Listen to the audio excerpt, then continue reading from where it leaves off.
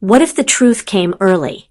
What if Harry knew who he was, and who had betrayed him, before he ever stepped into Hogwarts? Into Shape and Change, the story begins not with a wand, but with a letter, one that shifts the course of wizarding history. Welcome to Grimoire Audiobooks, where transformative fanfictions are brought to life.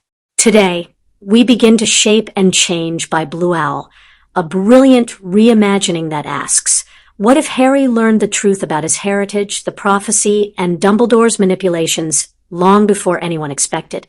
Disclaimer.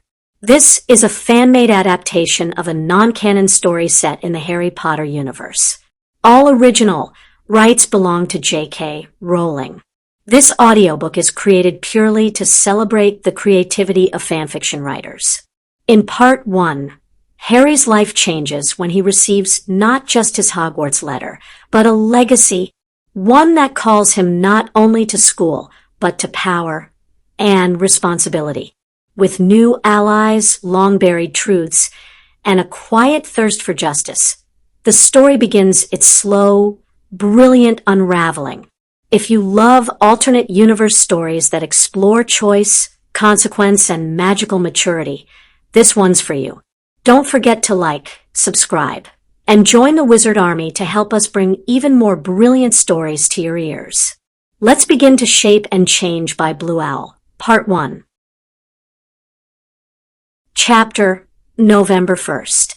Harry Potter, orphan and unwilling burden of his aunt and uncle, curled up in his cupboard and tried to ignore the stabbing pain emanating from his very empty stomach. He had tried so hard to complete all his chores that day, but the list had been impossibly long again, and he ended up being locked in his cupboard with nothing beyond a glass of water. It didn't help that some of the chores he had to do were really difficult for him to finish, like hoovering the entire house when the hoover weighed more than he did and was taller than he was.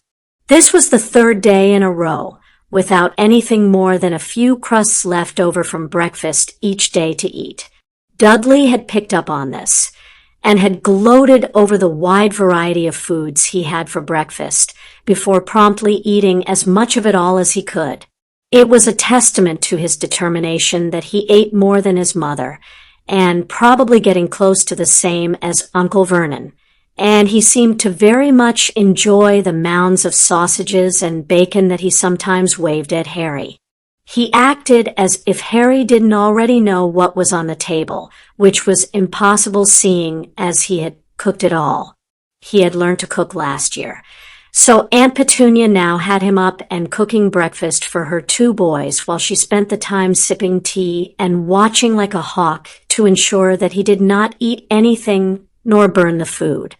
No one ever thanked him, nor thought about how much it hurt to be dismissed to wash up, whilst the trio happily chattered about mundane things.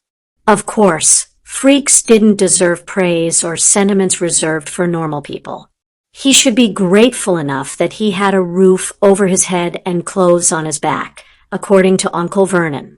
It had not taken Harry long to remember his relatives' lessons that he was a burden that was only tolerated out of the goodness of their hearts. And seeing as they already spent money on his clothes and food, and would be paying for his education, he shouldn't complain that he received nothing on his birthday or Christmas. Dudley once again had spotted the discrepancy in their treatment, and was increasingly filling the breakfast and dinner chatter with demands for toys and loud tantrums when Uncle Vernon gently mentioned if something was too pricey. Harry meanwhile kept silent and cleaned the dishes, thinking of the small raggedy black wolf that was sat next to his pillow.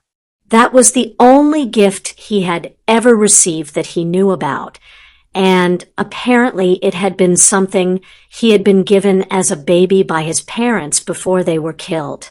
That night, as the hunger pangs kept him from sleeping, Harry buried his face into the soft and well-worn fur of the toy wolf and sighed unhappily at the thought of another Christmas approaching without any chance of toys.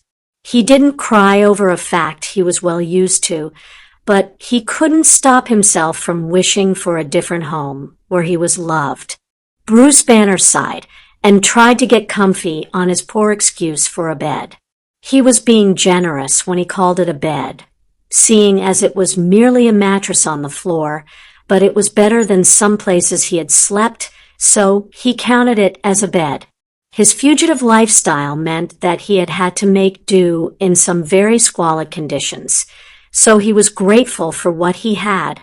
This time round he had managed to rent an actual flat with multiple rooms designated for different uses to call home for the meantime. He had been in Kochi for a month so far, and he was starting to get used to the city. He was well enough acquainted with the area to travel happily at night now. Although the other guy meant that he never had to worry about the threat of death from a mugging gone wrong, Bruce was determined to keep his presence as low-key as possible. And a huge, angry green monster was definitely not conducive to staying low-key. However, one thing that guaranteed that he was always tolerated in an area, even if his white skin and raggedy look raised a few eyebrows whenever he arrived in an area, was the fact that he was a passably good doctor. At the start of his career, he had joked with his friends and acquaintances that he was not that kind of doctor. But when he had been forced to go on the run 3 years ago, he had learnt that he knew enough of the basics from helping dorm mates study that he could diagnose and treat the basics. After the first time he had helped a sick family in Mexico, he had read as many cheap medical textbooks as he could find and improved. There was never a call for a doctor of gamma research, but there were always people looking for cheap health care. And once he could prove his usefulness, Bruce found that the locals would be happy to help him hide. It was a sad fact of the world that there were always people suffering that could be cured if they had the money for treatment. So Bruce had kit himself out with the best equipment that he could scrounge together on a minimalistic budget as he traveled and set to doing some good in the world. After he had proved his usefulness when he arrived to Kochi, the locals had accepted him to the neighborhood, and he had managed to rent a flat and settled down in the area. Although Kerala was one of the richer states in India, there were still many pockets of civilization that could not afford the health care they desperately needed, even though there were numerous large hospitals within Kochi city. So Bruce had been welcomed once he had assured his first patients that he only wished them to pay what they could afford. It meant that he had to ration his electricity usage to ensure he could pay the bills. And if he could get away without cooking, then he did, so to avoid using more power. Showers were also a rare luxury to conserve what could be rather temperamental water reserves, but he was able to help people and stay hidden, which suited him fine.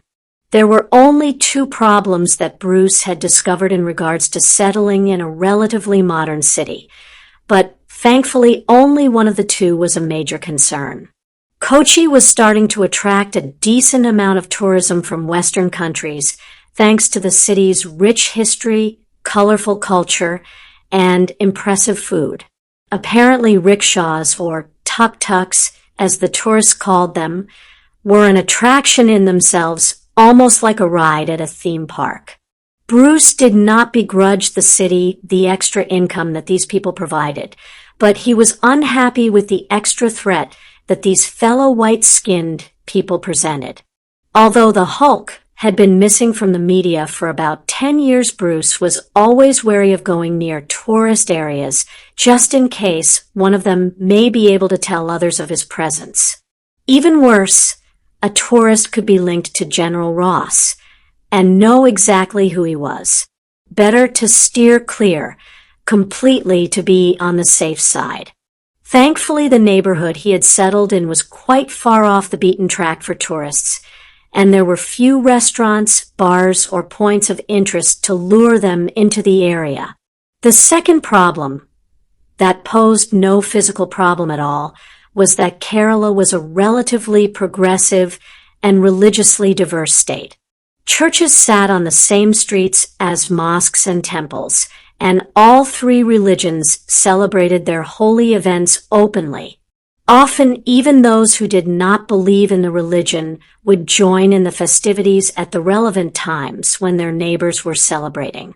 Christmas was approaching fast, and although there would be no white Christmas, the local Christians were starting to save up to ensure they had a greater meal than normal on that day. Over the 10 years that Bruce had been running, he had often ended up in countries that did not have large Christian communities, so he was able to avoid this familiar festivity.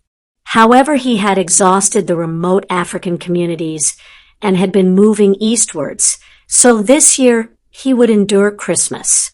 One of his patients the day before had asked whether he was going home to celebrate with his family, and Bruce had managed to gently inform that he was alone, so was not celebrating with anyone. Although it was the truth, it hurt the man deeply that even his closest acquaintances would run a mile if he turned up on their doorstep at Christmas. It was a widely known and tightly kept secret back home that something very bad had happened to Bruce Banner. Something so bad that he had had to flee for his own safety.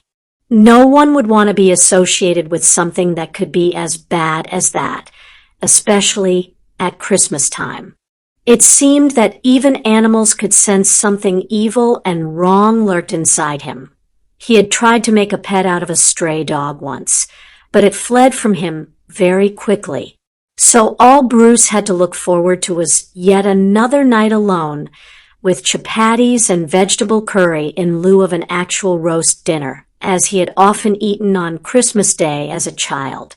Even though his childhood was a timeline of events that were best forgotten, Christmas had been the one day of the year where you could pretty much guarantee peace within the Banner house. It was a very startled Bruce that found himself almost wishing to be back home with his alcoholic father and abused mother, simply to feel some kind of human attachment to something. Chapter December 2nd, 21. I've had enough of your uselessness, boy. Uncle Vernon roared angrily. Harry cowered in the corner as his large uncle ranted at him. The day had been going so well, he had been unable to be assigned any outside jobs, as it had been raining nonstop for the entirety of the night, and even his relatives were not idiotic enough to risk their nephew getting pneumonia. Mostly their reasoning came from the fact that the boy would be unable to work, but Harry was grateful for whatever reason had forced their hand, as he had been given inside jobs all day. He had dusted every surface, cleaned the toilets, and mopped the kitchen floor. However, it was this last chore that proved to be his downfall, as he slipped on the wet floor when carrying the roast lamb from the oven to the counter to cool before carving. There had been a few seconds of silence after the sounds of clattering metal had ended before Uncle Vernon started shouting. At this rate, you are likely to ruin Christmas for us due to your clumsiness and slovenliness. Vernon carried on as he grabbed Harry by the scruff of his neck. The only thing that comforted Harry at this point was the knowledge that his uncle had been complaining loudly of how tired he was. Apparently, he had been rushed off his feet trying to get as much work done as possible before his week off over Christmas. This meant that he was likely too tired to bother beating Harry today. However, that didn't mean punishment was out of the question completely. Vernon ensured he had a tight grasp on the back of Harry's neck before marching to the back door and slamming it open. Harry was rather brutally shoved through the doorway first, and ended up face planting the sopping ground as his feet caught on the door lip. Vernon ignored the fallen boy and stomped forward, ignoring the cry of pain as his shoed feet was placed firmly on his nephew's wrist. He unlocked and opened the shed door before returning to grab the boy from the mud and dragged him forward. Barely a minute later was the trembling child flung into the shed amongst the various gardening tools and machines. "You will stay in here until I decide you can return to the house." Vernon spat, then slammed the door shut. Harry had only been able to sit up and gingerly feel the scrape on his left palm before the door was wrenched open again. For a second, Harry hoped that Uncle Vernon had changed his mind, but that was quickly crushed. It was indeed his uncle at the door, but the man simply flung a ragged blanket and half a loaf of bread at his nephew before the door was shut once more. Harry heard the rattle of a padlock on the bolt before squelched footsteps faded away. The orphan stifled a sob as the pain from his wrist and hand started to increase, and as his body steadily cooled. Although the shed was waterproof, there was no insulation or extra blankets for the boy to use. So his only protection from the winter temperatures was a poorly fitted shed door and the thin blanket from his cupboard. There was even a hole in the back corner of the shed, which meant that the walls of the shed were even more pointless. Miserably, Harry wiped the worst of the water and mud off his clothes and glasses using some gardening gloves before curling up in the blanket. His uncle had been the most angry that Harry had seen in many months, so he highly doubted that he would be allowed back inside within the next few days. He might even spend Christmas in here, he realized. At that moment, Harry felt the most alone and unwanted that he had ever experienced in his short life, and he wished fervently that he would fall asleep that night and not wake up. He had long ago given up on the fairy tale idea of being whisked away to a happy place, but his last thought before he fell asleep was a wish that he would not wake up here in the morning. 2 days, and this will all be over, Bruce muttered to himself as he lay once more on his bed.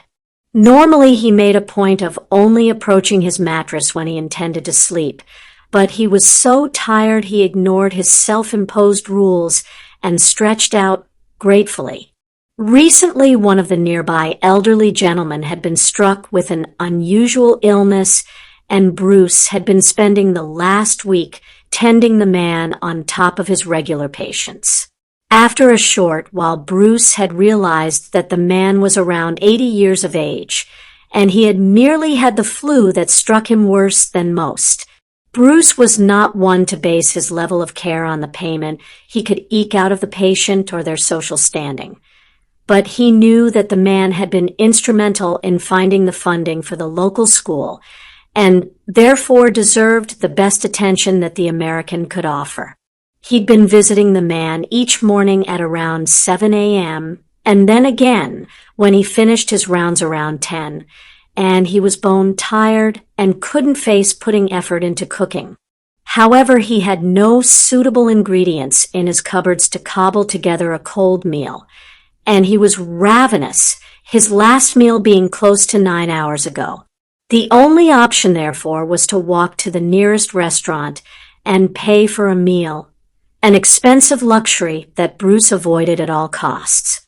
But he knew that Shabib and Madhu would have food available immediately, and he could be fed and in bed in half an hour, rather than an hour later if he started cooking now. He could forego a meal and merely sleep, but then he would be running on less energy tomorrow, and that could be disastrous if there was an emergency. So with a groan, the scientist dragged himself off of his mattress, shoved his feet into his shoes, and staggered out of the door.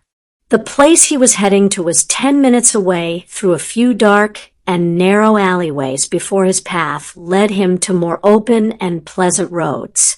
Bruce was happy when he saw the white church at the end of the road, as he knew his destination was barely 50 meters away.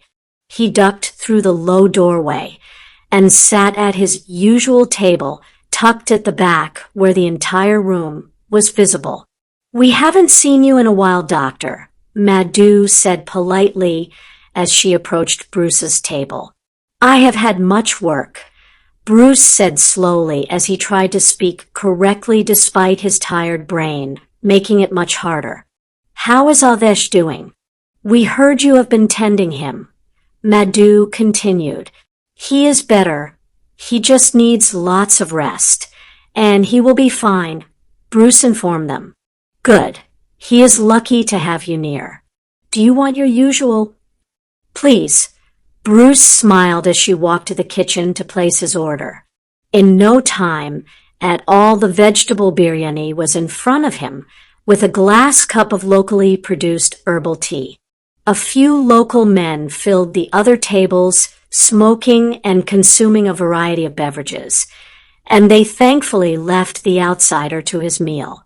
Bruce was grateful that the culture here meant that he was not often cornered by curious individuals for answers to their questions, as could often occur with suspicious locals in Western countries.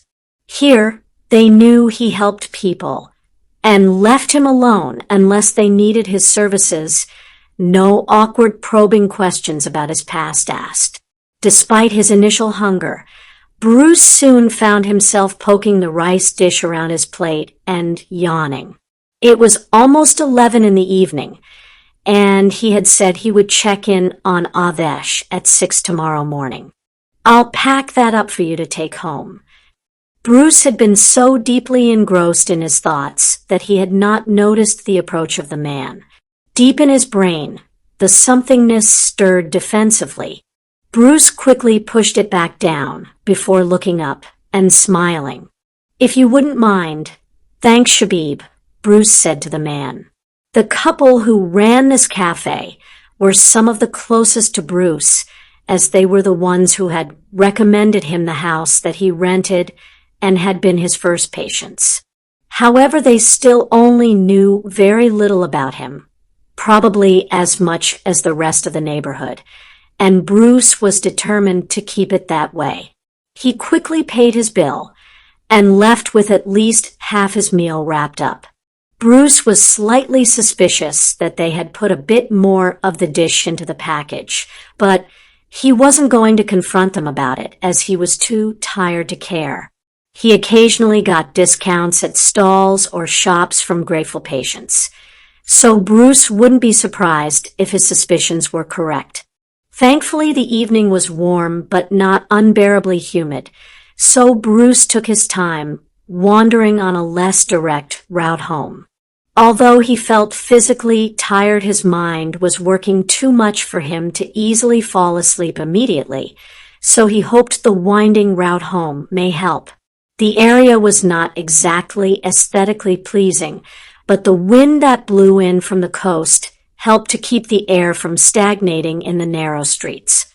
There were a lot of small stalls around the small harbor that sold fresh fish each morning, and the few trinket stands that had started to appear were becoming popular with tourists to the area.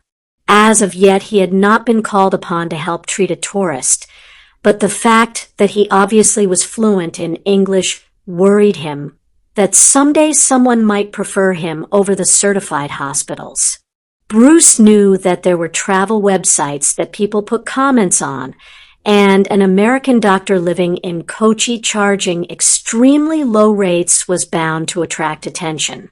So wrapped up in his thoughts was he that the man almost completely missed the tiny huddled mass hiding down an unlit street that ran off the one he was using. He only noticed its presence when his enhanced hearing caught the almost completely stifled sniffle as he passed by the darkened spot. For a second, he thought that it may have been a nocturnal creature that caused the sound, but when he heard it again, Bruce was certain that the cause of the noise was a human. "Hello, who's there?" Bruce called quietly. His gaze snapped onto the small bundle that froze at the sound of his voice, and Bruce hesitated. He could not in all good conscience leave someone outside alone, even if the streets were relatively safe around here at night. However, the child did not seem happy to know it had been found, and it couldn't be anything other than a child to be so small. "Are you all right? Where are your parents?" Bruce carried on as he slowly approached the bundle. The child didn't move or speak, and Bruce was soon standing a few feet away from the small blanket-covered figure. At a guess, he would think that the child was about 4 years old from the size of the ball it had curled itself into. Bruce had not heard, seen, or smelt another human around, so he knew this was not a trap. He only suspected a trap because people knew that he was a sucker for children and could never leave one in danger or pain. As he was pretty certain he was safe, he dithered, and after another minute of indecisiveness, he crouched down and gently placed a hand on the bundle. "Please no," the child yelped and flinched so badly that Bruce's hand was dislodged from the blanket. Bruce's eyes widened in shock as he realized that the voice spoke in flawless English without any trace of an accent. Certainly no small Indian child could achieve that unless it had been raised in isolation with perfect speakers of the language. Bruce's curiosity was ignited, and he shuffled a tiny bit closer to the child. Although it had reacted badly to his touch before, Bruce reached out once more, but more gently to attempt to be comforting. Again it flinched, but the feather-light touch wasn't dislodged, and Bruce held his hand on the shoulder. And eventually the child seemed to relax a tiny bit into it. "It's okay, little one. I won't hurt you," Bruce said soothingly as he gently rubbed his hand up the arm of the small child. There was no reply from the still hidden child, so Bruce carefully found the edge of the blanket and tugged it slowly away from the body of the child. As he had guessed, but was completely surprised by the thought, a small white child was curled up tightly and looked up at him with terrified eyes. "Hello there," Bruce said soothingly with a smile as he tucked the blanket under the child's chin. When it became obvious that Bruce was not going to hurt it, the child uncurled a tiny bit and moved so that Bruce could see more details of its face. Messy black hair stuck out at odd angles from the boy's scalp, and the uneven lengths suggested a lack of care when it was last cut. It was a bit too dark for Bruce to make out much of the child's face, but the boy looked very pale and didn't seem to be able to focus properly on Bruce. What he could plainly see were the bright green eyes that stared at him with such deep mistrust that the tiny glimmer of hope was almost completely smothered. It made Bruce's heart clench in worry that a child with such a look could not possibly have had the loving upbringing it should have had. "What are you doing here?" Bruce asked gently. "My uncle shut me in here," it answered. The voice was too quiet and neutral that a gender couldn't easily be decided, although Bruce guessed it was a boy. The adult thought over that answer and came to the conclusion the child was delirious or had some mental problems. Either way, he could not afford to muck up and end up leaving the child on the street. "Why did he do that?" he asked again, deciding to not point out the fact they were sitting in an alleyway. "I fell over and dropped the food on the floor, and he was angry that I would ruin Christmas, so he left me here, so I couldn't do that," the possibly a boy said emotionlessly. "Where are we?" Bruce played along a bit. "In the shed. It's cold, but at least he didn't beat me. My arm hurts though," the boy said the last bit quietly, almost like an afterthought. "Well, we should go and check that it is not too badly hurt, shouldn't we?" Bruce said, slightly worried that the delusional child was not overly worried about the pain his uncle had caused him. Overall, he was starting to get a rather worrying picture of the child's home life painted in his head, and Bruce did not care for it at all. "We can't go anywhere, we're locked in the shed," the probably male said, but then looked at Bruce thoughtfully. "How did you get in here, though?" You can go anywhere in your dreams, though, can't you? And anyone can visit you too. So, do you want to come with me? We can eat food and sleep on a comfy mattress in the warm, Bruce suggested. He had never encountered anyone with severe mental problems before, but if the child was certain that he was dreaming, then playing along with that would likely be the easiest way to get him to cooperate. It was obvious the child was alone and abandoned, so Bruce needed to take him somewhere safe and deal with the consequences later. That sounds nice. The boy almost seemed to smile, but whimpered as he put pressure on his arms. I shall carry you if you want, Bruce asked in concern. The child seemed terrified and unsure, so Bruce sighed and picked the child up before it could protest and turned towards his house. With the new, intriguing puzzle in his arms, Bruce strode as quickly as he could on the quickest route back, and the pair were inside his sparse living room barely 5 minutes later. They didn't speak at all on the way back. The child seemed too nervous to talk, and Bruce was too busy trying to figure out the enigma to try to make small talk. Bruce gently set the child down on the table before flicking the lights on. Normally, he wouldn't bother with lighting his way back to his bedroom, but he would need some light to see the child to treat it.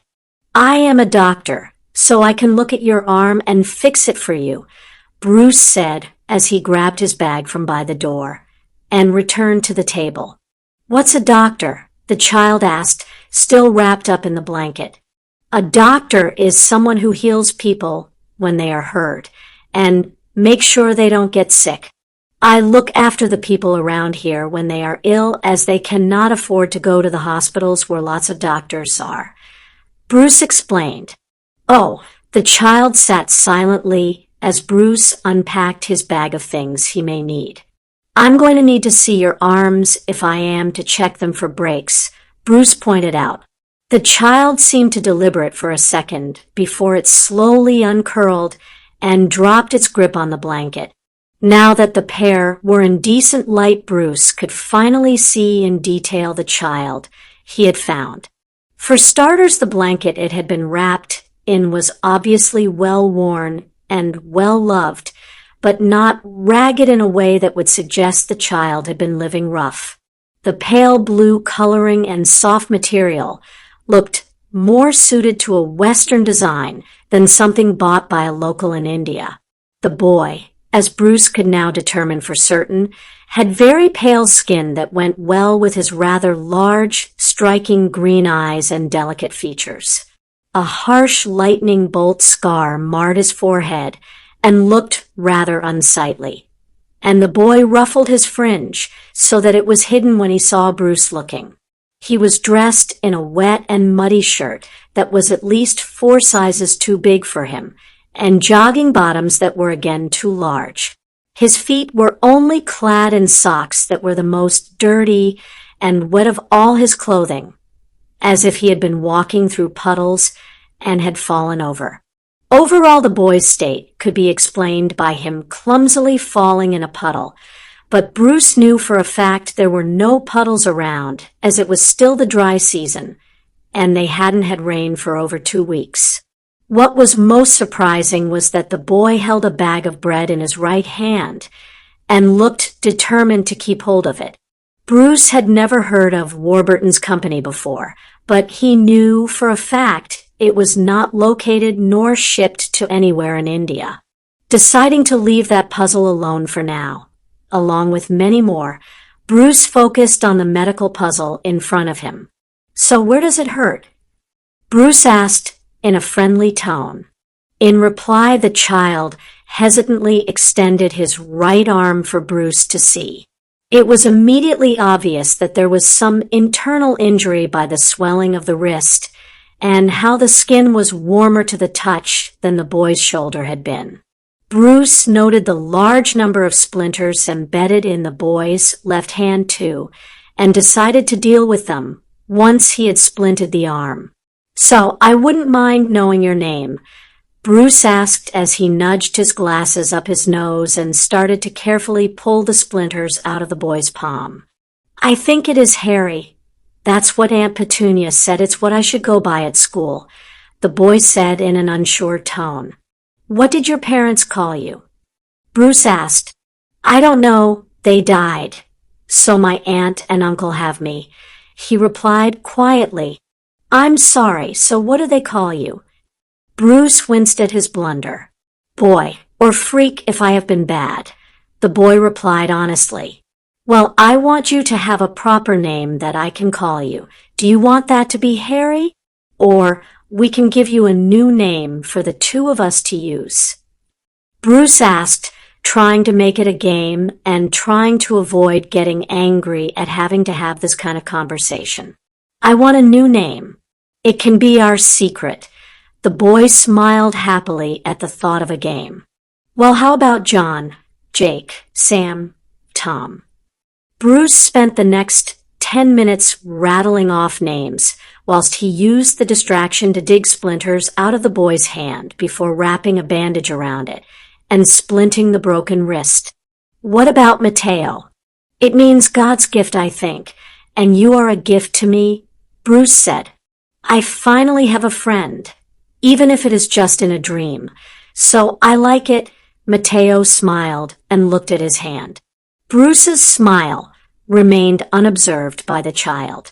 So Mateo, when you are with me, you are to forget everything that your relatives have told you to do. You are to just be Mateo, a happy child who can do anything he wants to. Okay, Bruce said, and waited for the boy to smile. Mateo looked almost disbelievingly up at him, but when he didn't seem to find any hint of deception or malice, his face shifted into a tiny smile of happiness. The child nodded and seemed to relax a bit more, although Bruce hadn't realized how tense the boy had still been. Now, are you hungry at all? You already have bread with you, but if you want, I have some fruit or some rice and vegetables. I only have tea to drink, though, but I can get you some water. Bruce had noticed how thin the child looked, so he was determined to feed him up. Can I have some fruit, please? And water is fine, Mateo asked shyly. Bruce and Mateo then spent the next half an hour happily chatting mostly about inane topics, whilst the adult slipped in questions about Mateo's home life. Eventually, the boy started to fight to keep his eyes open, which Bruce chuckled at. He managed to coax the child out of his still damp clothes and into one of his spare shirts before tucking him in his own bed. Mateo seemed very reluctant to fall asleep and wake up without his friend, and only a promise that Bruce would visit him again got the child to settle. Once the child was definitely asleep, Bruce sighed and hung his clothes up before taking a seat on one of the wooden chairs and propped his head up on his hands and thought. The child was a complete enigma. There was no way an English child could magically appear on the streets of India unless he had been traveling with relatives and got lost. However, the child was treating the entire event like a dream and didn't even seem to know where he was, nor care about it. What was even more worrying was the signs of abuse on the child, such as the amount of splinters that had been buried in the boy's palm from his uncle's forceful shove and the carelessly trodden on limb. Added to that was the mix of fresh and slowly fading bruises across every limb, not to mention suspicious linear marks on his back that matched perfectly those dealt by a belt being swung with force. Bruce knew exactly what marks a beating left from his experience with his own father, and to see such marks again on such an innocent child almost had the other guy making a visit. If the child had been abandoned by relatives who beat him, then he was better off without them. The main problem was what Bruce was going to do with the child. Mateo obviously had trust issues that were quite understandable given his family's behavior towards him. As much as he wanted to shelter the child, himself, Bruce, could not risk keeping him and him getting hurt when the other guy made an appearance. Bruce had been extremely careful and had avoided an incident for almost 6 months, but at some point he would fail, and he would have to flee again. Dragging a child along with him as he traveled hundreds of miles would not be fair on the boy, and he would slow him down. There was always the chance of being discovered, and even Bruce couldn't guess what Ross would do to the child.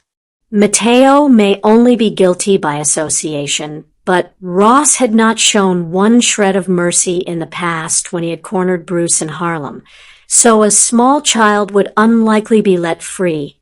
Bruce shook his head. Keeping the child with him was too risky.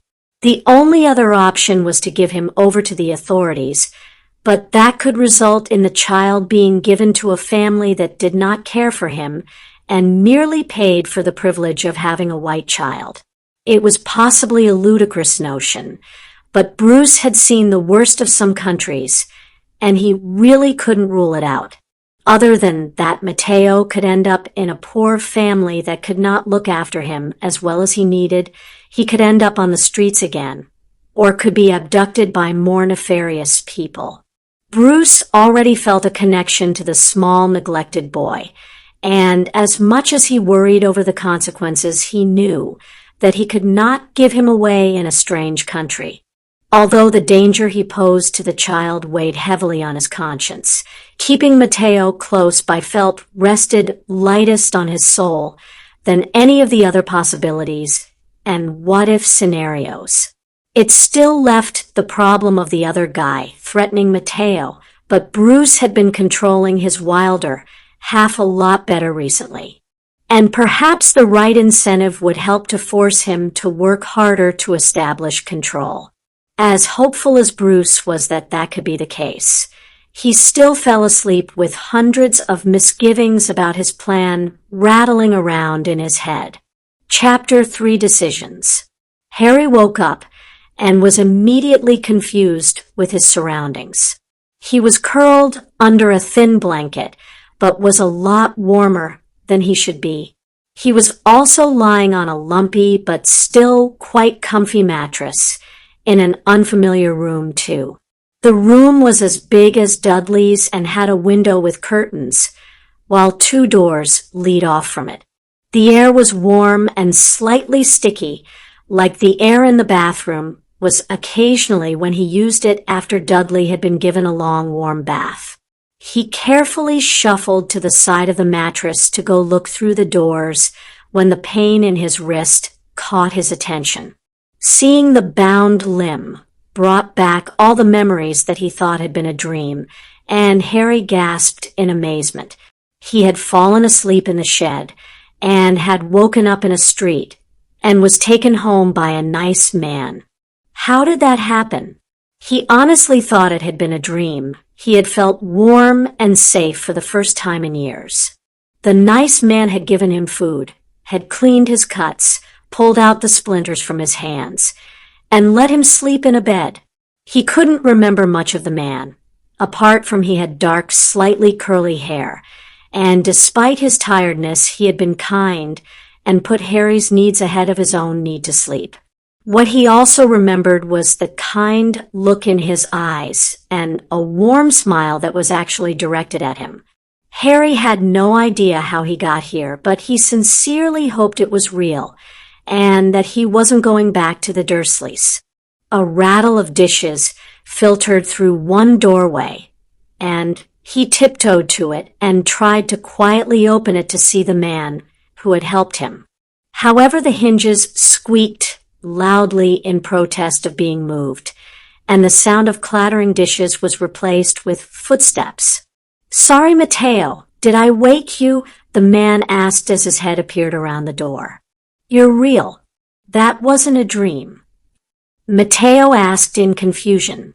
"I'm as real as you are. Do you want to check?" he offered as he knelt down and reached out a hand. Mateo suspiciously poked the arm and then spent a few minutes running his right hand over the rough shirt and shyly up Bruce's cheek into his hair. The details that he remembered of the man were true, from the slightly curly hair to the warm smile that graced his face.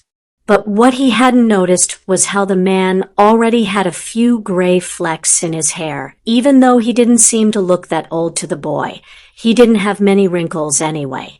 He also still looked tired, and Matteo wondered if that was a permanent look for him.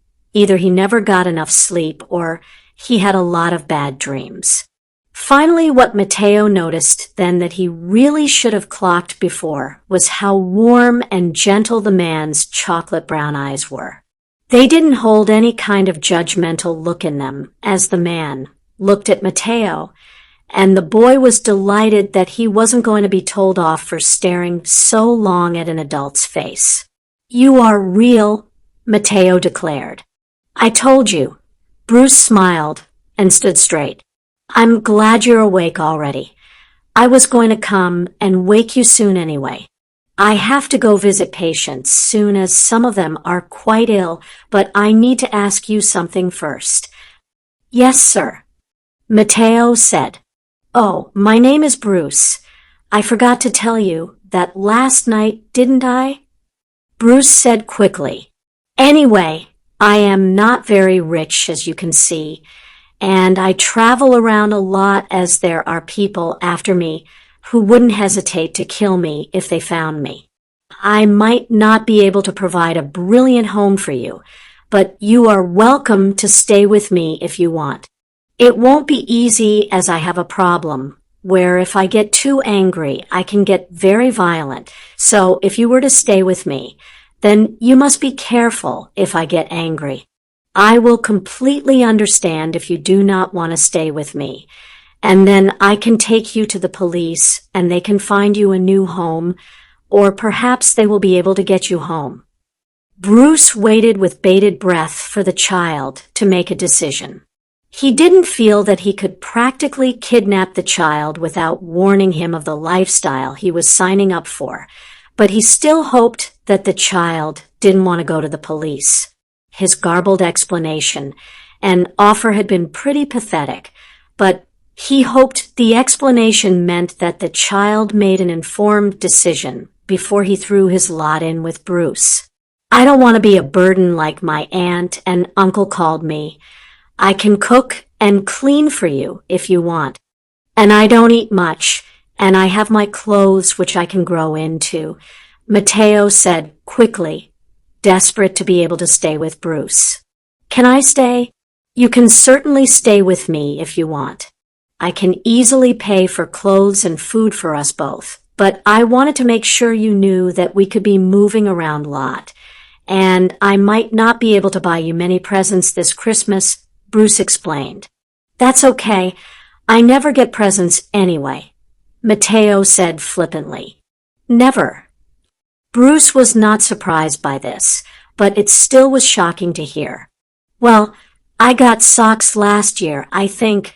Matteo scrunched his face up while thinking.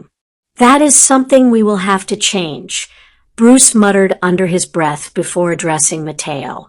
"I need to leave in a few minutes. Do you think you can manage a quick breakfast and to get changed?" "Yes, sir." Matteo nodded energetically, excited at the thought of breakfast. "You do not need to call me sir. My name is Bruce." The man sighed. "I have made some porridge, and I'll cut you up a banana too." Bruce carefully watched the child as he ate his breakfast messily.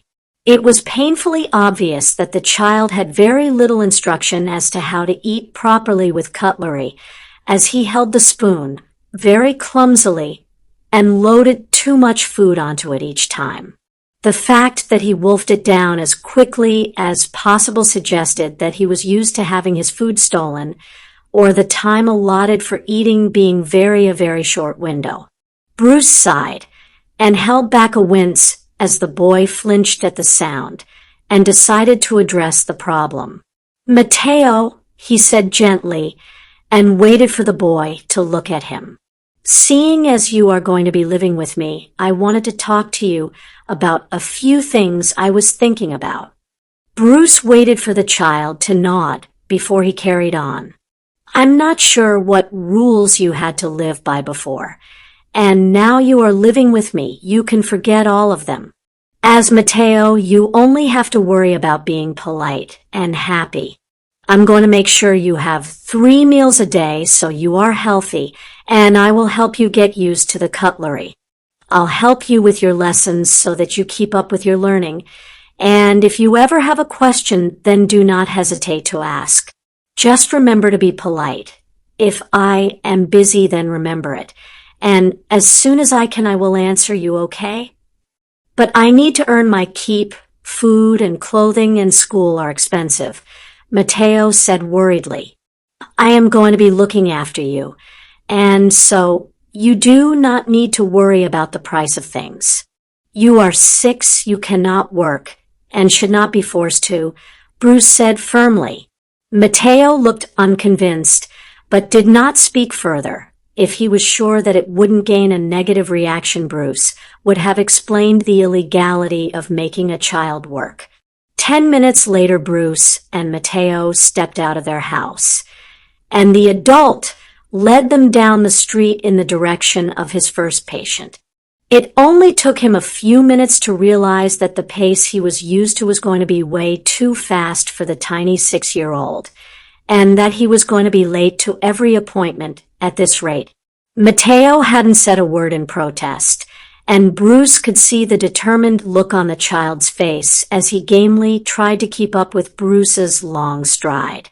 There was no denying it, though, that he was practically having to run to keep up, his small size showing even more at that moment. After a quick bit of calculating, Bruce scooped up the boy, who yelped in surprise, and carefully set him on his shoulders. Another boon of having the other guy was that Bruce was much stronger than he looked, so carrying a very light child on his shoulders was nothing to him. As Bruce had already calculated, though, Matteo was incredibly underweight and stunted in growth for a child of 6. So whilst Matteo got used to his new location, Bruce silently vowed to himself to undo any negative impacts the neglect had had on the child's body. "Comfy up there?" Bruce asked as he strode along. "I am fine. Are you okay carrying me?" Matteo asked anxiously. "You are as light as a feather, so carrying you is no problem." Bruce smiled and patted Matteo's left leg as he held onto it. "Bruce," Matteo said hesitantly. "Yes, Matteo, what is it?"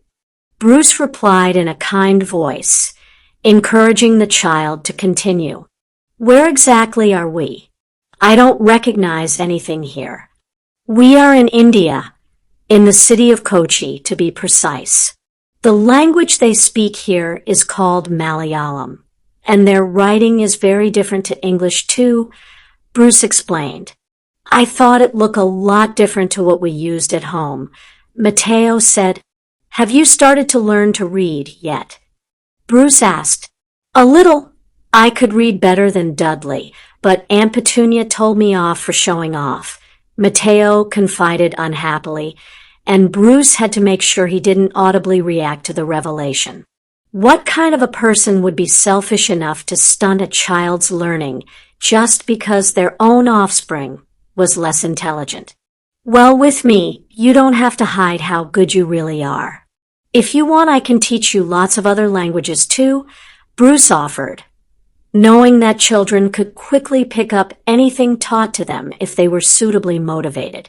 He hoped that the offer would be enough to distract the child from his obviously less than pleasant thoughts of home. "Yes, please," Matteo said enthusiastically. "Then we shall start tonight. I'm afraid that we might be a bit busy during the day for me to teach you much, although perhaps we can do some basic words as we walk," Bruce suggested as he thought of the idea. At Matteo's insistence, they did indeed start right away, and the journey passed quite quickly as Bruce pointed out objects and named them in both English and Malayalam. By the time they had reached Avesh's house, Bruce had covered quite a few mundane street objects, and Mateo was happily trying to remember and recite them as they went. At the door of Avesh's garden, Bruce scooped the boy from his shoulders and set him at his side. "When we get inside, can you follow me and not wander off? Whenever I treat a patient, I try to be respectful of their home and their space. Okay?" Bruce said to Mateo as he knelt, so they were at the same eye level. "I'll keep quiet and stay out of the way. Just don't forget me, please," Mateo said nervously. "I won't. And if you are worried, then I do not mind you grabbing my hand. Just please don't do that if I am trying to treat a patient," Bruce said gently. "Okay." Mateo smiled slightly as Bruce rang the bell. "Good morning, Aishwarya. How are you all today?" Bruce said as the door opened. "We are well. Avesh slept quite peacefully last night," the woman replied happily before she spotted the small child standing behind Bruce. "And who is this?" "His name is Mateo. I found him last night, and he doesn't seem to have a family," Bruce answered rather honestly. "How did he get here? He is not from around here," Aishwarya said in confusion. "I honestly have no idea, and neither does he, but I have decided to take him in," Bruce said. "He looks a bit like you. I'm sure you can pass him off as your son." Aishwarya gestured them inside. Mateo's gaze darted around their surroundings as they walked through the walled garden and into a tastefully furnished living room before heading up the stairs to a large bedroom. There was evidence of children in the house in the form of toys tucked out of the way, and a few drawings left on the table. But the house was most notably dominated by the feeling of restrained wealth from the fine quality of the fabric furnishings and expensive-looking decorations. Mateo knew well the importance of shiny trinkets and how angry people could be if you accidentally broke one whilst dusting. The three arrived in the dark room, and the woman left them there. Mateo quickly and quietly went and sat next to the curtains where he could see everything going on without being in the way. He felt a rush of happiness when Bruce smiled and nodded approvingly at him before the man turned to his patient. Mateo wasn't a fan of being left in the dark as the adults conversed. He had become reliant on listening in on conversations to know exactly how his aunt and uncle were feeling and whether he should try to avoid them. The language barrier meant that Mateo was in the dark about what was going on and could only know what was going on from the tone of the voices. He felt relatively confident that Bruce wouldn't do anything to hurt him, though, so he was able to relax a bit. The man had said that he would look after him, that he didn't have to earn his keep, and that he would be taught anything he wanted. Mateo had no idea why he was trusting the man he hadn't even known for a day. He didn't even trust his teachers, and he had known them for a year. He thought he could trust Miss Jakes, his teacher that year, and had told her about Uncle Vernon hitting him. She had believed his aunt and uncle over him, though, and he still bore the scars on his back from his uncle's angry beating once the school believed there was no abuse going on. So he learnt that the only person he could trust was himself, and yet he was waiting patiently for the man that he had already put a large amount of trust on. He was still a bit cautious and wary, but there was just something about the man that had Mateo relaxing and let the man care for him. It was an incredibly odd sensation for him to have. He couldn't remember feeling so safe and cared for before. "How are you today, Avesh?" Bruce asked quietly as he checked the pulse of the prostrate man, unaware of the tumble of thoughts going on in the child's head across the room. "Better, I think. My head does not feel as fuzzy as it did," Avesh replied groggily. "I am certain you will be up again in the next few days, Bruce checked the elderly man's heart and lungs. Your lung and heart sound good. Don't overwork yourself, and you shall be as good as before. Your language skills are improving, Adesh noted. I have been practicing, and I have extra practice now. Bruce smiled over at his small charge again. So what are your orders? Adesh said with a chuckle that dissolved into a harsh cough. Continue to rest. I shall check in tomorrow, but I think you are fine to slowly get back on your feet. Plenty of fruit juice and a light meal for dinner will help. If you feel up to it, then I am sure a gentle walk to the living room wouldn't hurt. Bruce shook the man's hand goodbye and waved for Matteo to follow him. What was wrong with him? Matteo asked as they quietly went back down the stairs. Just about of the flu, but it hit him a bit harder than most. Adesh has been good to the locals, so it is good that he is getting back on his feet again. Bruce explained before he placed a hand on Matteo's shoulder to halt him. He will be fine. I suggest plenty of fresh fruit and rest. I would suggest some fresh air, and herbal tea would also be good, but if he is careful then I think he can start getting up again this evening, Bruce said as Aishwarya appeared around the corner. Thank you for helping him. Here is your payment. The lady handed over a couple of bills and a paper bag. What is this? Bruce asked as the bag was pushed into his hands. Lakshman has outgrown of them, and I think that they should fit Matteo better than his current clothing. She smiled at the boy who was hiding behind Bruce. Then I cannot accept payment as well, as I would spend at least this amount on clothing. Bruce tried to give the money back. Nonsense. We were getting rid of them anyway. Aishwarya insisted, her stare daring him to protest again. Thank you. Bruce bowed slightly and followed the lady to the door. He was still learning the intricacies of the culture around him, but Bruce knew that as an outsider, he had no grounds with which to argue with someone of Aishwarya's standing. And as much as he didn't like feeling like a charity case, her argument was completely valid. The clothes would just go to another needing family if Bruce didn't take them. And it wasn't like they didn't need them.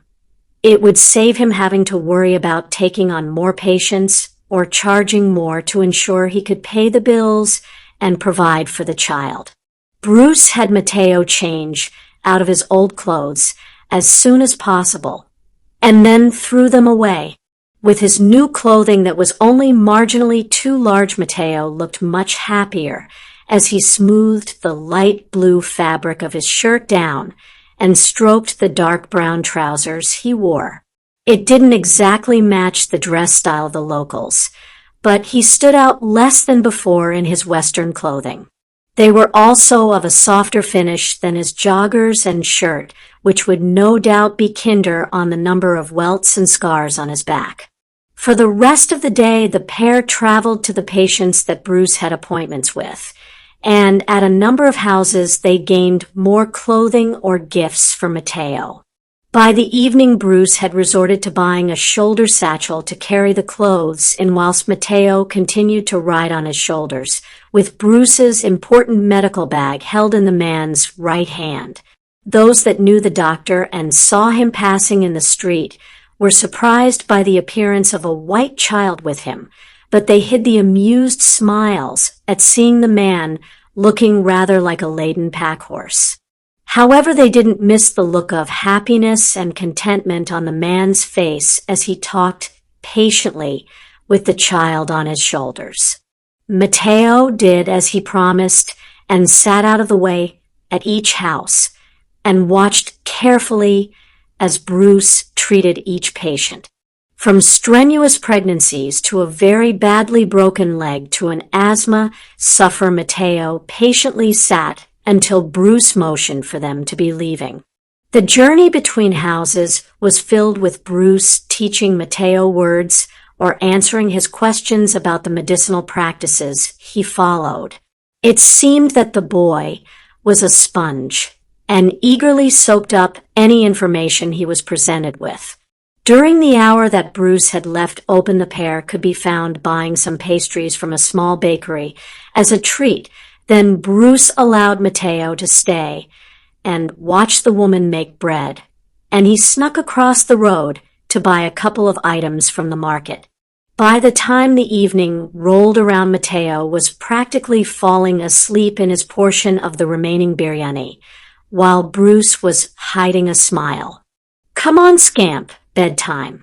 Bruce nudged him towards the bathroom. "Where do you want me to sleep?" "I can't have your bed." Matteo yawned. "You are pretty small, and that mattress is rather generous. Would you object to us sharing for a few nights until I can source us another one?" Bruce asked. "If you don't mind," Matteo said, secretly happy with the arrangement. So 10 minutes later, the pair were curled up in their pajamas and with their teeth freshly brushed. Matteo had been very happy with his new bathroom stuff Bruce had bought him, in their separate blankets. Matteo was quickly asleep, but Bruce lay awake for an hour or so after they lay down, worrying over the danger he could pose to the sweet child he was quickly becoming increasingly protective of and attached to. He couldn't have denied, even if he had wanted to, the unexpected feeling of happiness and pride he had had that day every time Matteo recalled a word of Malayalam or a medical term. Bruce had never expected to have a child. It just was too dangerous, with the other guy always there threatening to make an appearance. However, the child that had practically fallen into his lap seemed to have already broken through his self-built walls and had wormed into his heart. Bruce looked down at the child that had curled into an absolutely tiny ball of blanket and pillow and smiled affectionately before falling asleep with an odd feeling of content in his heart. Bruce sat bolt upright and gasped as he wrenched himself out of his nightmare with practiced ease. It was a common occurrence for the scientist to awaken from horrendous dreams, usually filled with green anger and terrified screams. If not that, then they could be of dark rooms and being restrained, whilst others inflicted incredible pain.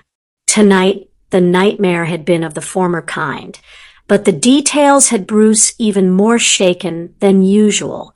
Normally, those he had heard in his dreams were a blur of indistinguishable details, but tonight he had been terrified to see clearly the slack features of the tiny Matteo lying broken and motionless at his feet. He sighed deeply and swept a shaking hand over his face, wiping away the perspiration that had gathered there. Next to him, the boy that had caused all his worries over the last 24 hours slept peacefully, thankfully undisturbed by Bruce's movements. Bruce reflexively checked the child and was glad to see the faint pulse in the boy's neck and the gentle movement of the blanket as he breathed. Can I really do this to him? Bruce thought to himself as he looked down at the innocent child. It would be unfair to let the child get attached only to scare him the moment the other guy broke free. Where would the child be then? He already seemed to have some trust issues, and to wreck what trust he had placed in Bruce through a careless mistake could be the final straw for the child. But would it be better to take the child to the authorities when he already seemed to be reasonably settled with Bruce even after only a day? He didn't know what would happen to the child if he followed that course of action, although an orphanage and adoption would likely be the end result. But would the family that adopted him really love him for who he was rather than the interest of having a white child? As selfish as it was, Bruce didn't want to lose the child. It had been nice to have another person around the place to talk to who didn't expect more from him than love and company. And it had been different to have someone to care for beyond the professional interactions he had as a doctor concerned for his patients. But what about the other guy? Just like Harlem, he had the potential to ruin everything Bruce was striving to achieve. I shall just have to try even harder to gain complete control, and to not let him out, Bruce vowed determinedly. And with that resolution to be the best level-headed father, he could be, Bruce settled down again for the night. Sleep was a long time coming, though, and his thoughts threatened to keep him awake for the entire night. However, that changed when Mateo rolled over and bumped into him. The child was still deeply asleep, but he unconsciously seemed to take comfort from the contact with Bruce and wriggled closer like a puppy. He couldn't help it. The child acted like a balm to his nerves, and Bruce ended up thinking about what he could teach the child, and the more neutral topic helped him drift off once more. Chapter 4: Hullabaloo at Home. Mrs. Fig was becoming increasingly worried about the Potter boy. She hadn't seen him for a few days, and even when she had seen him before, he wasn't looking healthy. The enormous clothes may not have helped, but he certainly didn't look like a child that was starting to become excited about Christmas. If anything, he seemed to be indifferent or even dreading the day. The Dursleys' own son, Dudley, seemed positively ecstatic about the day, though. Every time Arabella saw the rather rotund child, he was without fail talking about a toy he had seen and wanted to put on his list with everything else. Harry, on the other hand, barely said a word and had never so much as hinted at anything he wanted. It could have just been how the child was, but Mrs. Fig had known of James and Lily, even if they hadn't been overly close. And to Arabella, it seemed that Harry's behavior was nothing like his parents', which concerned the squib.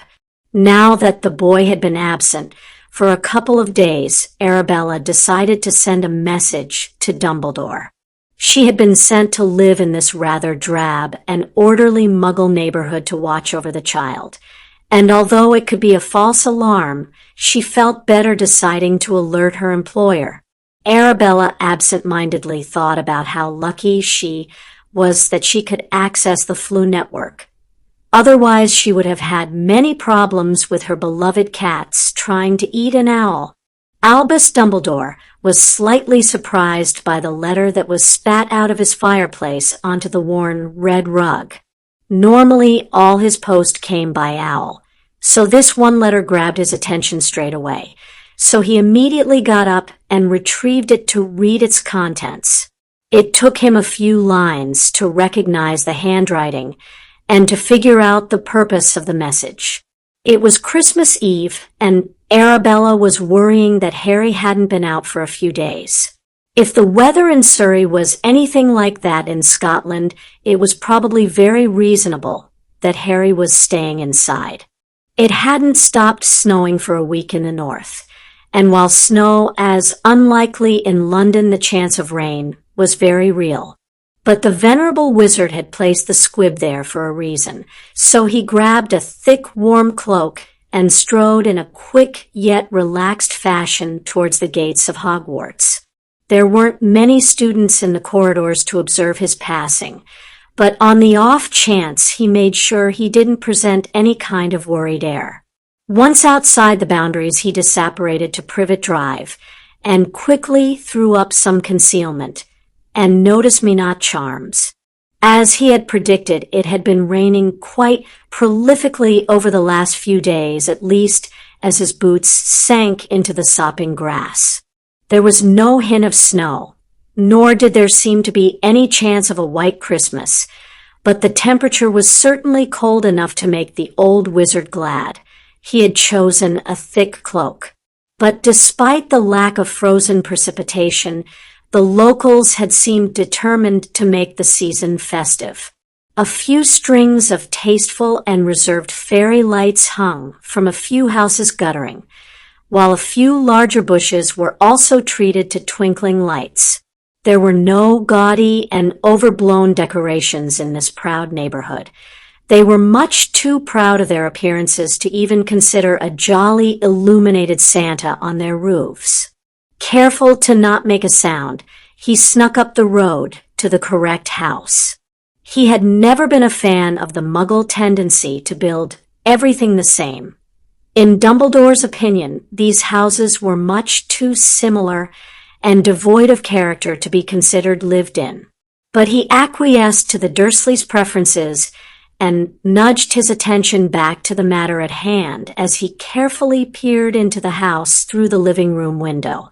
The three Dursleys were sitting down watching the television, and although the parents looked rather stressed and annoyed, there was nothing to suggest anything was amiss.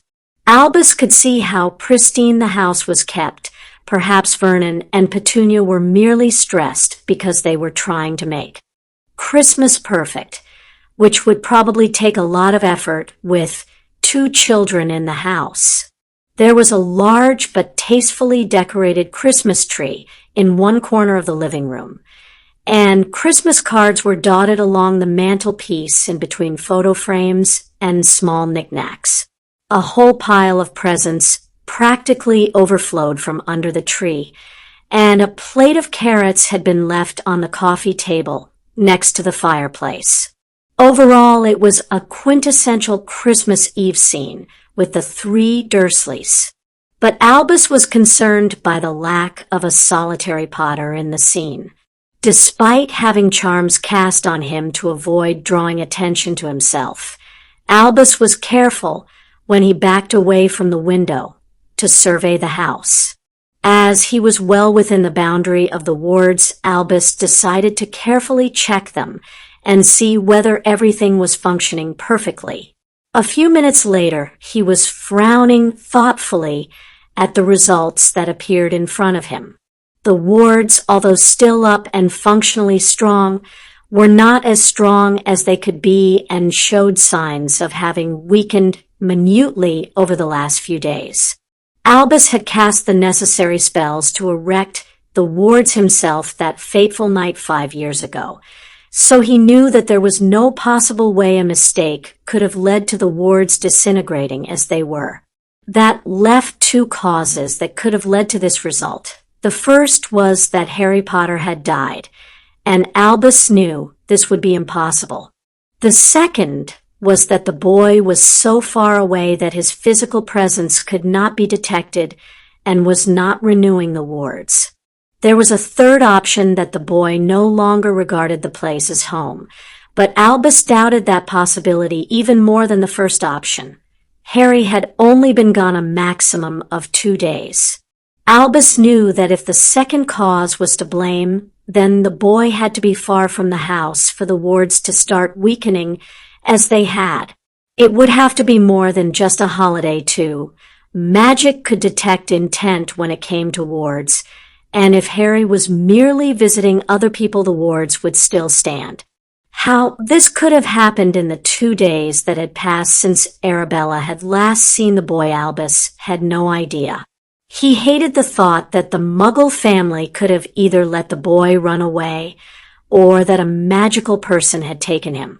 The wizard knew that the Dursleys probably hadn't been happy at all with having to take the child in, but the monetary incentive both from himself and the Muggle government should have had them grudgingly keeping the child. But that reassurance still didn't explain what had happened. A quick wave of his wand later, and the walls of the house faded from his view until they were merely shadows of their original selves. That particular spell changed the vision of the wizard, so that he could gaze without restriction throughout the house. Although technically he was conducting some serious privacy faux pas, he was able to check for certain whether the boy was on the property or not. After thoroughly looking at every inch of the house, it seemed that Arabella's worries were well-founded. The boy definitely was nowhere to be seen. Seeing no other way to discover the truth, Albus dropped all the charms he had cast on himself and stepped up to the door and rapped the knocker sharply. "Who are you, and what do you want?" Vernon Dursley snapped as soon as he opened the door. "Don't you realize what time it is?" "Good evening, I am Albus Dumbledore. We haven't met, but IWR-. Ah, yes, you were the idiot who dumped our nephew on our doorstep with a letter and no explanation," Vernon cut in. "I did explain everything in the letter," Albus said. "No, you did not explain why we had to be lumped with the boy and expose our son to his freakishness. You did not explain why we had to deal with him when one of your own kind would be better suited to deal with his ungrateful behavior," Vernon snarled. "Is it this ungrateful behavior that has made you send him away?" Albus asked, determined to get this conversation over with as soon as possible. Vernon Dursley was a man who would stick to his beliefs and opinions until the world ended, and Albus hadn't the time or patience to talk to the stubborn man much longer.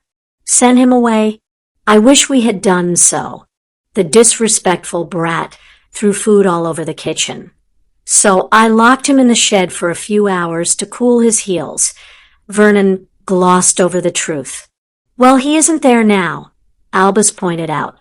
"What are you talking about? The door is still locked," Vernon scoffed.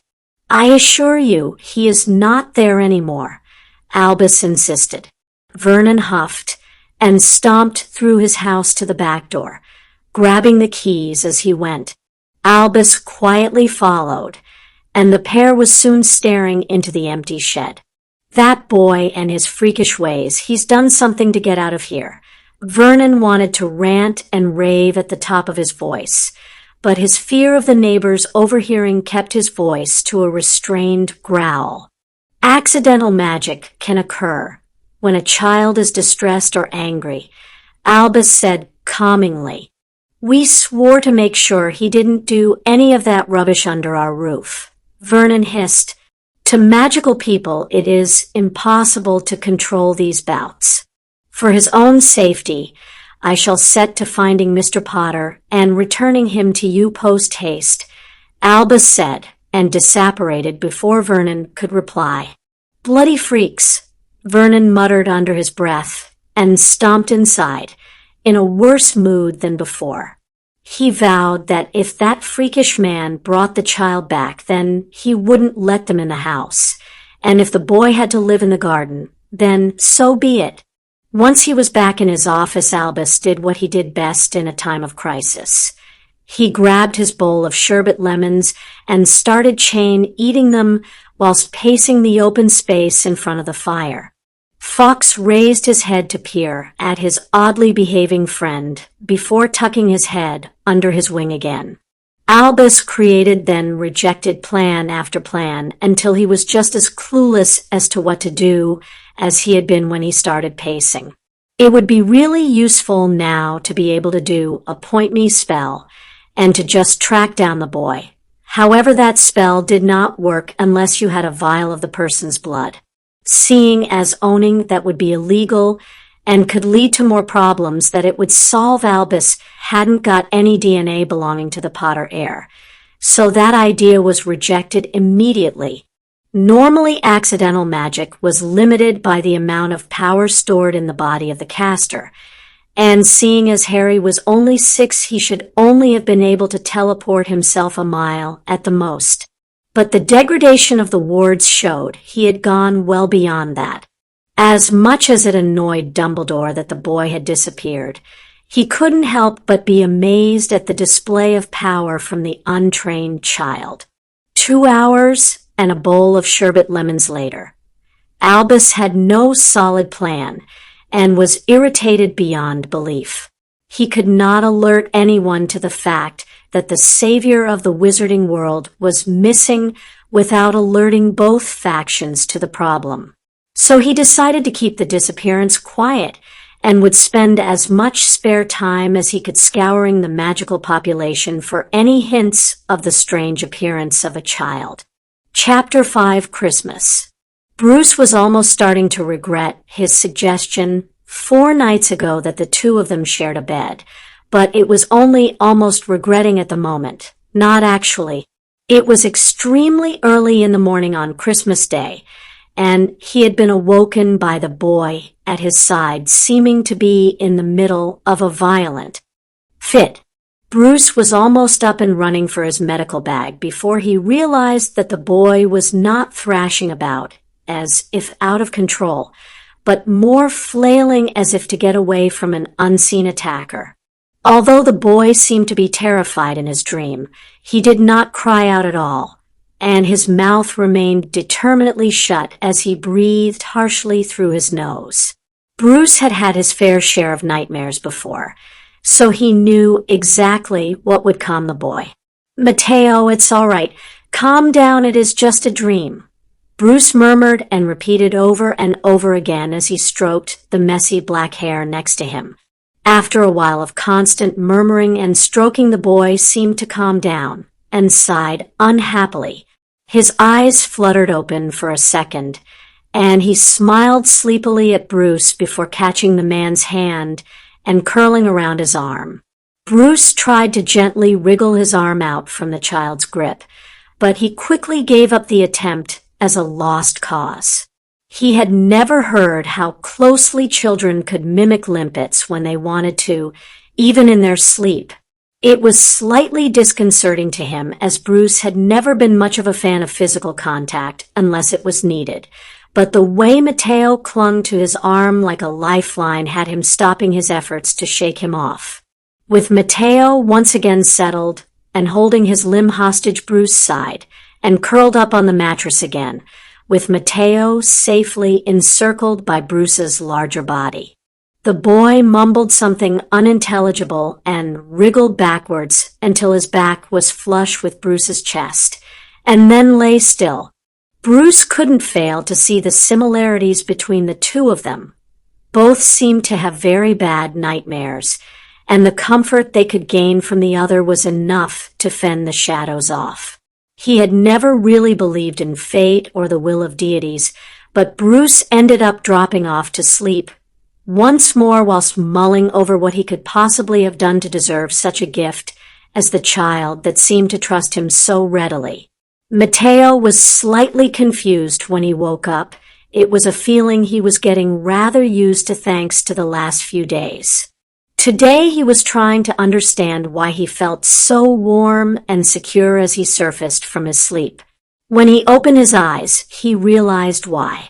First off, he was hugging an arm that was much too large to be his, and it took him a few seconds to remember that he was in India with Bruce. Secondly, he noticed the warmth created by Bruce being curled around him protectively.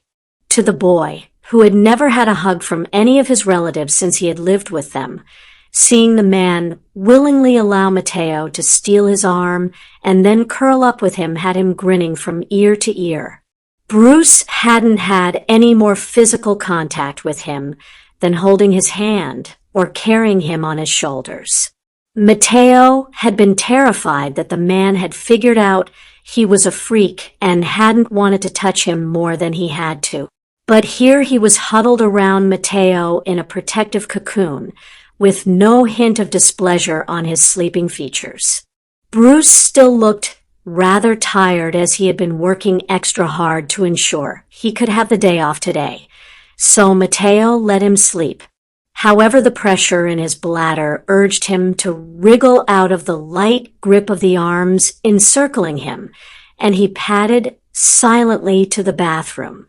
He had never liked how boringly plain the Dursley house had been, and whilst the house he was living in now was rather bare, he liked the coloration much more. The living room was a pale yellow, the bathroom was a rich green, and their bedroom was a burnt sunset orange.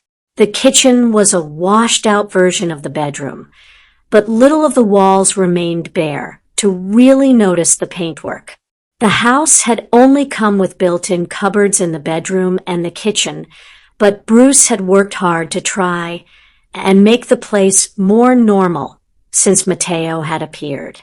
Bruce had been slowly teaching him how to tell the time, and when Mateo reappeared from the bathroom, he checked the watch on Bruce's wrist. Although he couldn't tell the time, accurately knew it was still early as the little hand was pointing at the 6. Although they had been up before, now, over the last few days, Matteo wanted the man to sleep well. The man had been so patient with him that Matteo thought he deserved to sleep in at least.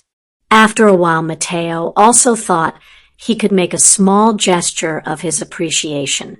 So he quietly pottered into the kitchen to see whether he could go about making breakfast. The pair had been to the local supermarket the day before, and to celebrate today, Bruce had bought some extra supplies for their meal. As he had helped put the shopping away, Matteo knew where to find the ingredients he wanted. As Bruce had said, he was a vegetarian. When he had the option, Matteo couldn't make a cooked breakfast like he was good at doing. He had learnt many skills in his stint as cook for the Dursleys, though, so he planned something a little different to a fry-up. This morning he carefully wiped down the kitchen counter, while standing gingerly on a chair, before spreading flour out and making bread like the lady in the bakery had done. Although he hadn't been able to ask questions, Matteo had managed to figure out what the woman was doing, and now mimicked her. He soon had a small mound of flour with the yeast mixed in, and a small dip in the middle to pour the water into before he carefully mixed it all together. Luckily, the oven was electric, so Matteo was able to figure it out and proved the bread before separating it into 2 rolls and putting them into the oven to cook. Bruce came to slowly, happy to not have to get up any time soon. He stretched his arms and was surprised when his left arm could move freely. Bruce cracked an eye open and couldn't make out a small body on the bed. Normally, Matteo was a tight ball wrapped in his blue blanket, but his blanket laid rumpled and empty. A quick visual check told the man that the door to the bathroom shut was open, so the child wasn't in there either. That was when he noticed that the air smelt of baking bread. He quickly scrabbled to his feet and left his own brown blanket on the mattress. Habit had him throwing the first set of clothes he found on, which ended up with him wearing brown trousers and a dark blue polo shirt. Once presentable, Bruce padded into the kitchen and was met with the sight of Matteo sitting cross-legged in front of the oven, staring intently into it. The boy was concentrating so much that he didn't seem to have noticed Bruce's approach. Bruce frowned at that. Usually the boy paid a bit too much attention to his surroundings and would have heard Bruce leaving the bed. "So what's on the menu, Gordon Ramsay?" Bruce asked after deciding that today was not the day for sad thoughts. Matteo jumped up and seemed slightly scared of Bruce at that moment.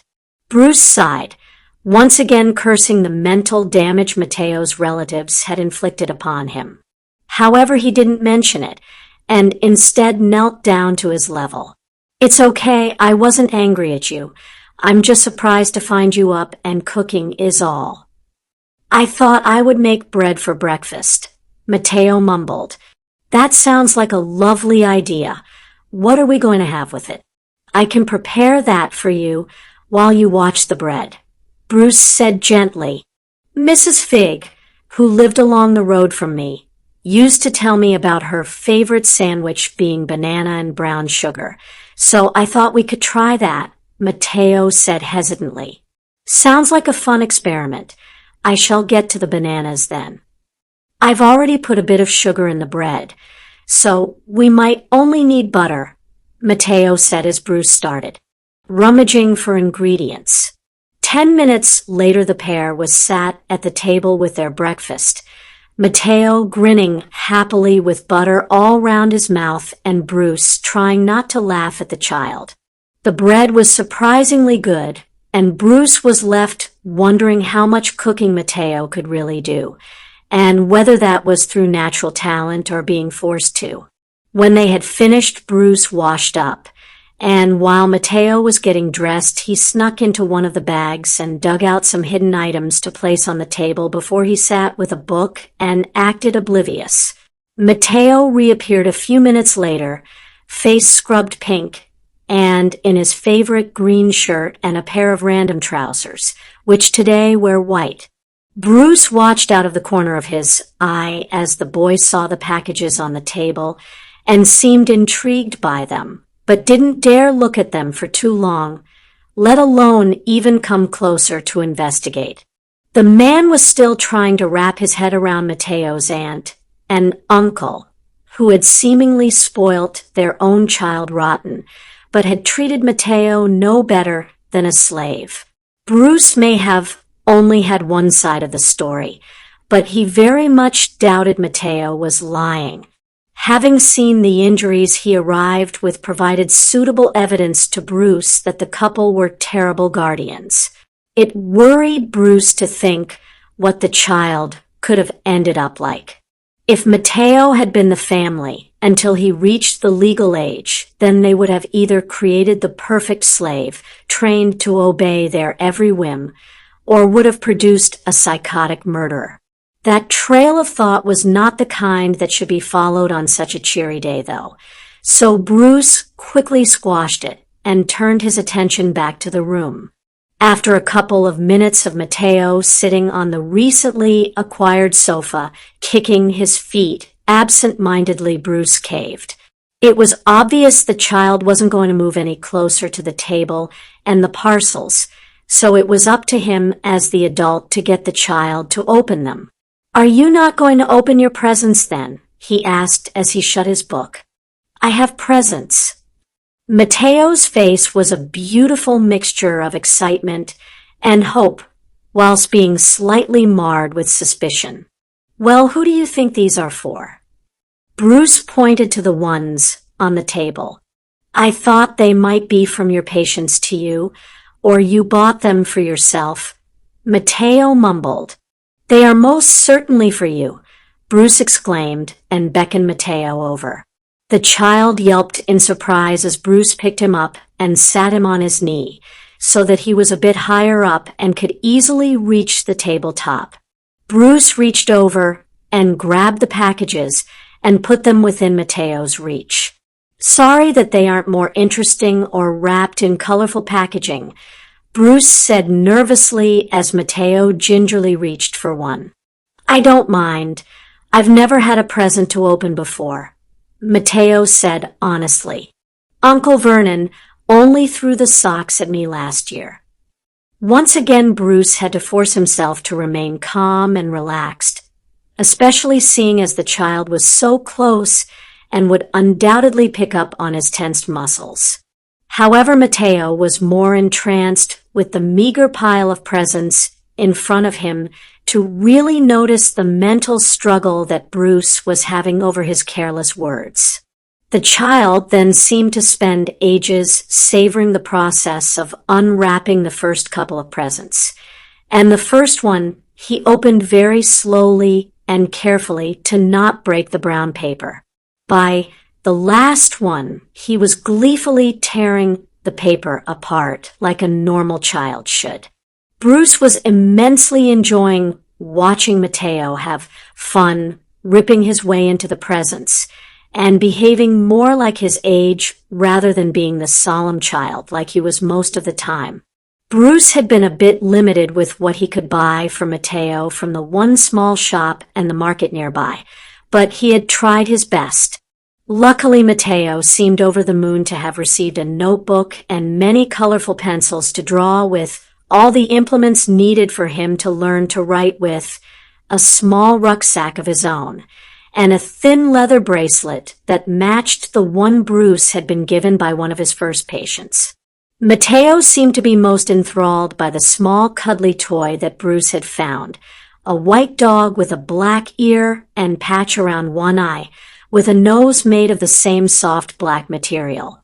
Bruce hadn't been sure whether to buy the kid a toy or not in case he lost it and got upset, but seeing Matteo gleefully hugging the dog, now he was glad he had. The child confided in him that he had had a toy wolf back home that he had missed a lot, but now he was very happy to have a new toy. "I'm sorry, I didn't get you anything," Matteo mumbled as he realized that fact. "It's all right. You didn't have any money to buy anything with. And you've only been here 4 days. But you made bread this morning and planned breakfast, which was a lovely surprise," Bruce said in an attempt to pacify the child. "It's still not good enough," Matteo said unhappily. It was pretty obvious that he had been drilled on the value of such things as toys and gifts, and the importance of earning one's keep. "Then there is something you could do for me if it would make you happy," Bruce hesitated in speaking his idea. "What is that?" Matteo asked warily. He had picked up on Bruce's hesitation and was looking at the man carefully. "Well, if you want to, and you don't have to if you don't want to, then perhaps, seeing as you are going to stay with me, then perhaps you can consider calling me Dad. You don't have to, but if you wanna, then I wouldn't tell you off for it, and it would help us appear more like a family to everyone else." Bruce rambled quickly, worried what the boy would think. "I don't remember my own daddy, but I think you would be a great dad for me now," Matteo said and flung his arms around Bruce's neck, the floppy dog toy now squashed between them. Bruce's face cracked into a huge smile as he returned the hug, happy for once that Christmas was shaping up to be a lovely day. Their lunch and dinner may not have been anything amazingly special, but he and Matteo spent the day enjoying each other's company. The adult realized wryly that the day mostly ended up being full of lessons for Matteo, but the child didn't seem to mind. In reality, it had been Matteo's polite requests that lead to Bruce showing him how to do shading and light sketching with his new pencils.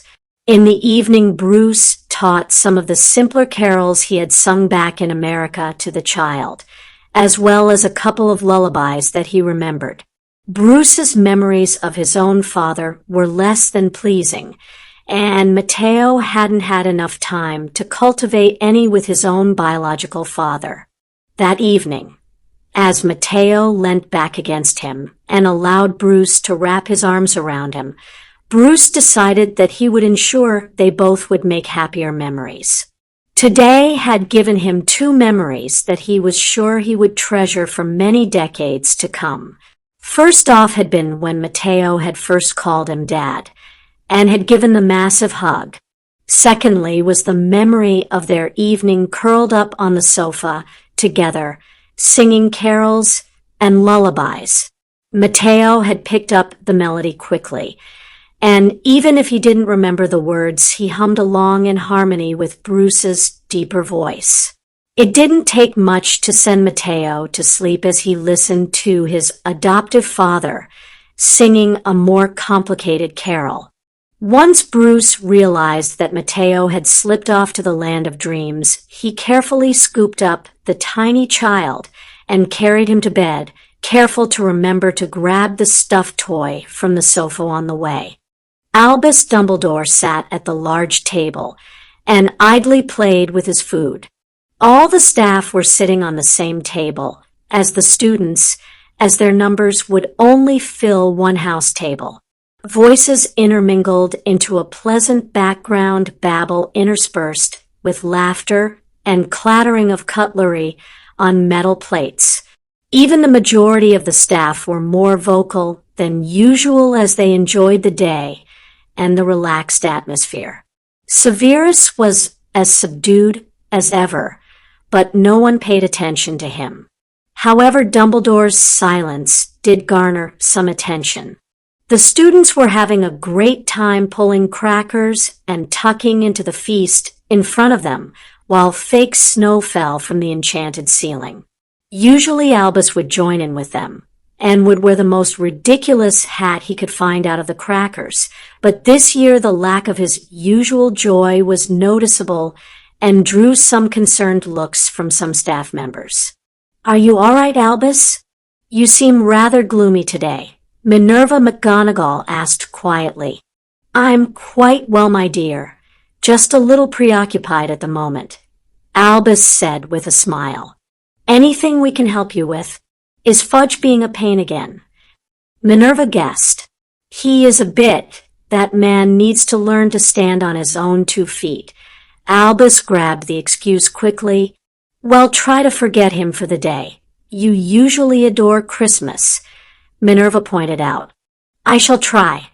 Albus nodded and followed her advice, putting his worries of Harry Potter to the back of his mind, and joined in with the festivities. However, at the end of the evening, when Albus was once more alone in his office, he couldn't help let his thoughts return to the enigmatic case of the disappearing child.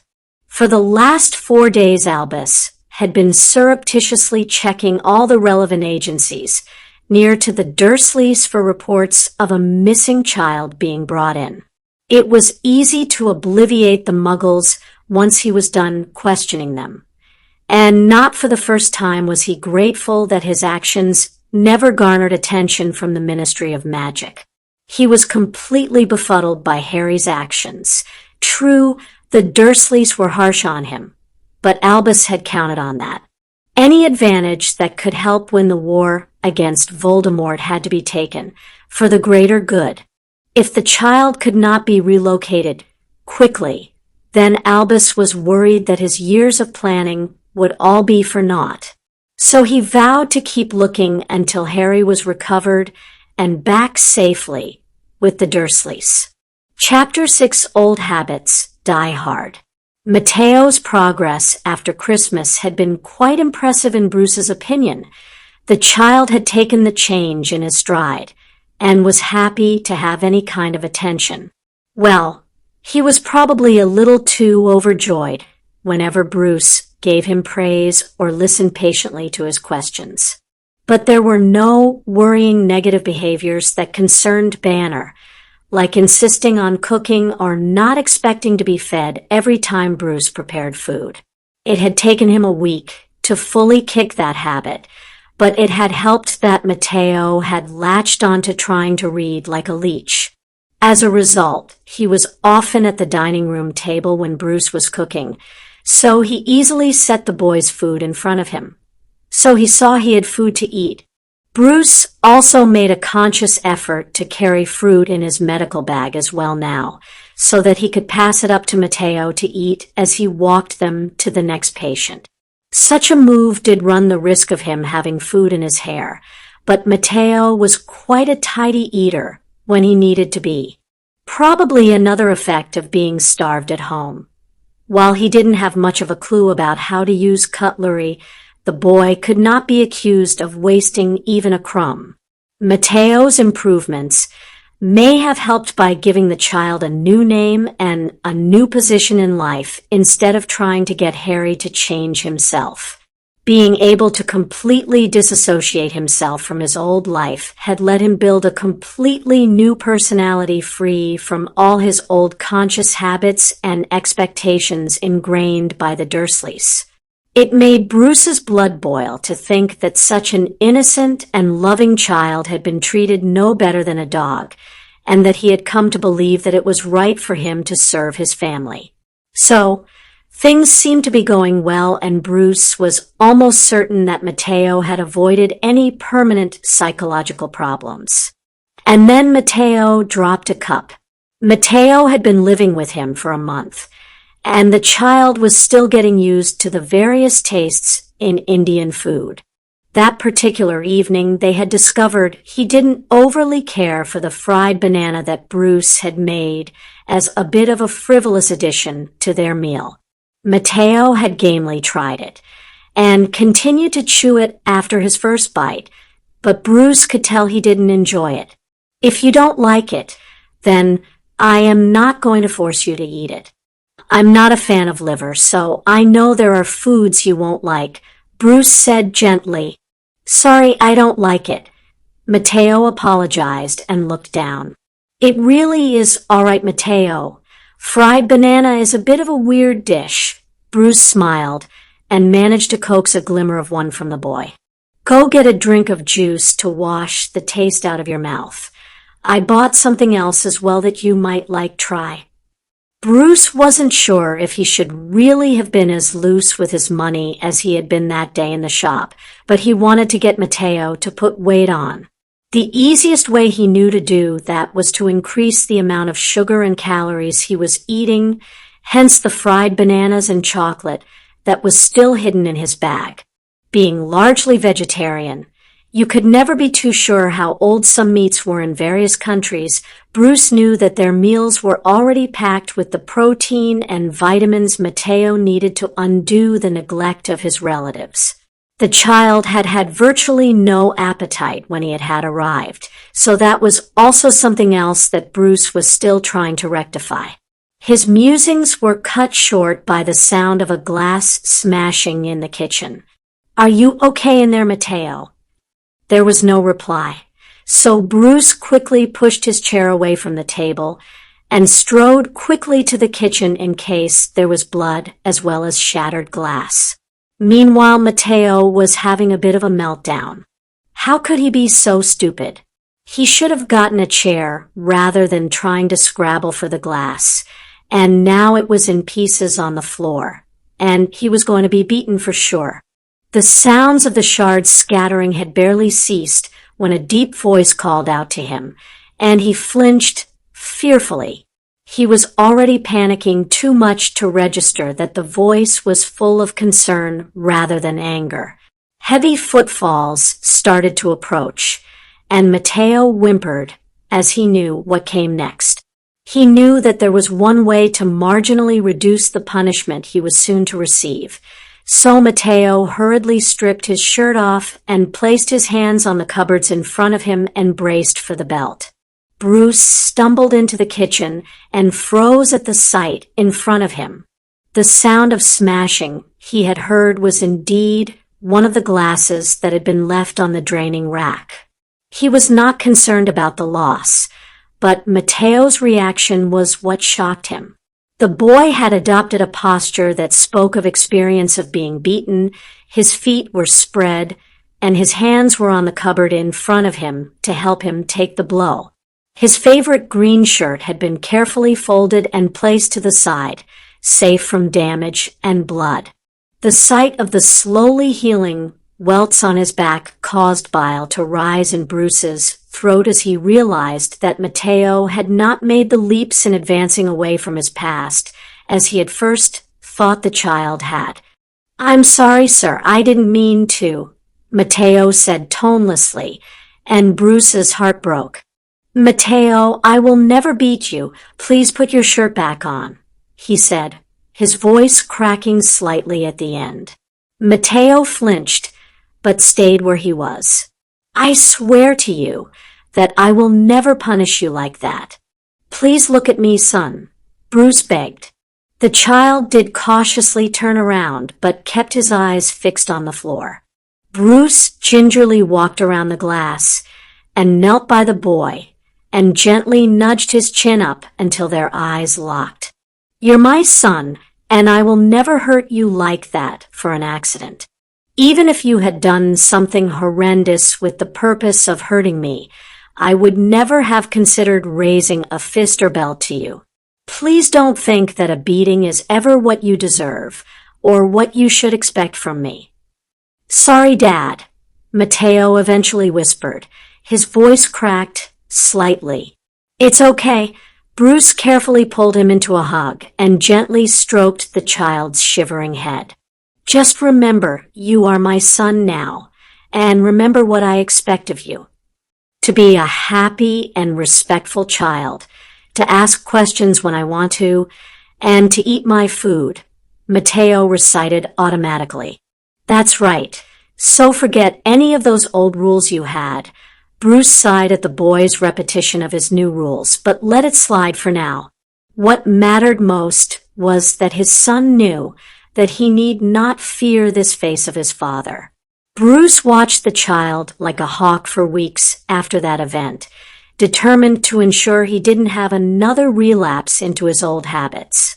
The worst triggers seemed to occur when the boy was expecting punishment for something. So Bruce ensured that Matteo was constantly reminded that he would not be punished. He may have been rather obsessive at times, but it was necessary, he felt.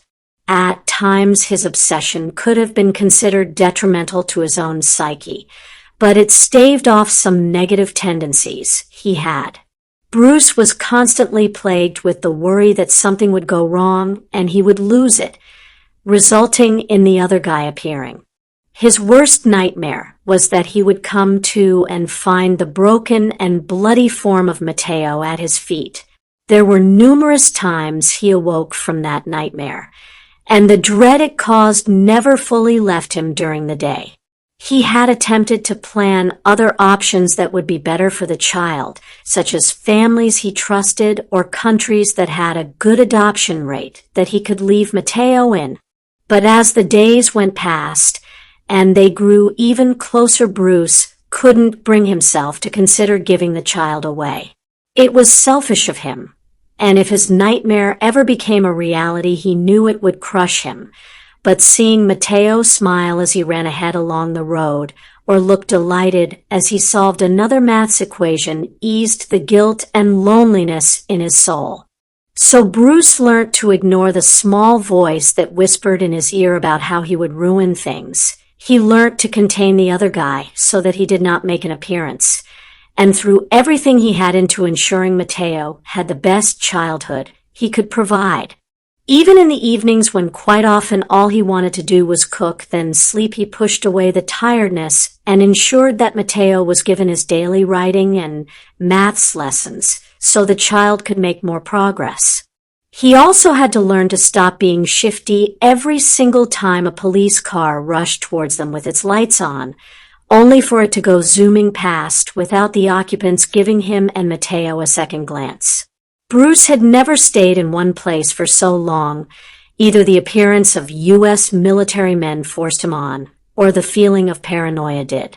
But so far he had been in Kochi for getting on for over 4 months, and he had yet to start feeling the familiar itch on the back of his neck that often came a week or so before he usually moved on. In a way, he was incredibly frustrated. He couldn't get complacent and stay in one spot forever, as that would increase the chances of being found. However, he had no drive to uproot their lives and move on for no reason at all beyond his own paranoia.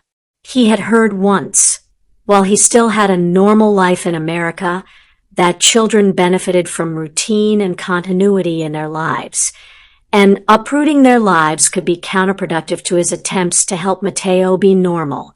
So despite the small voice whispering at him that he should run far and fast from here, Bruce settled to remaining in the area for a little while yet, at least until there was clear evidence that they had to leave.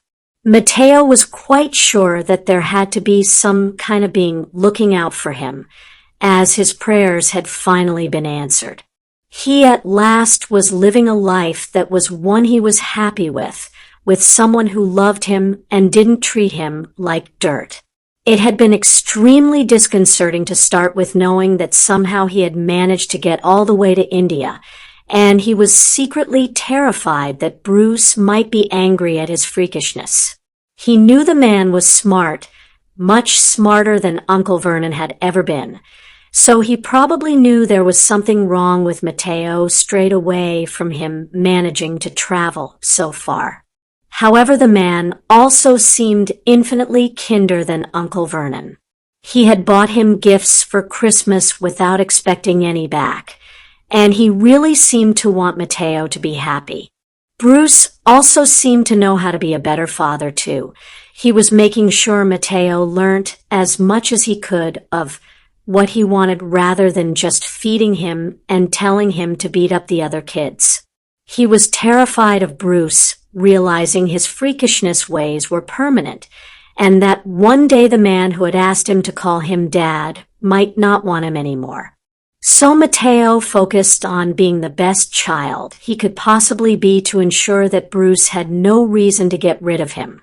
He also hoped fervently that no one would find them and take him back to his relatives. Matteo had tried to run away once.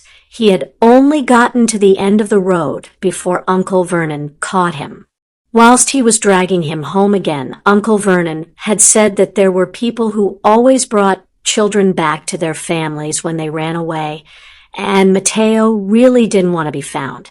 And it seemed that the galactic higher being that had helped him escape the Dursleys continued to smile on him, as no one did come for him over the many years.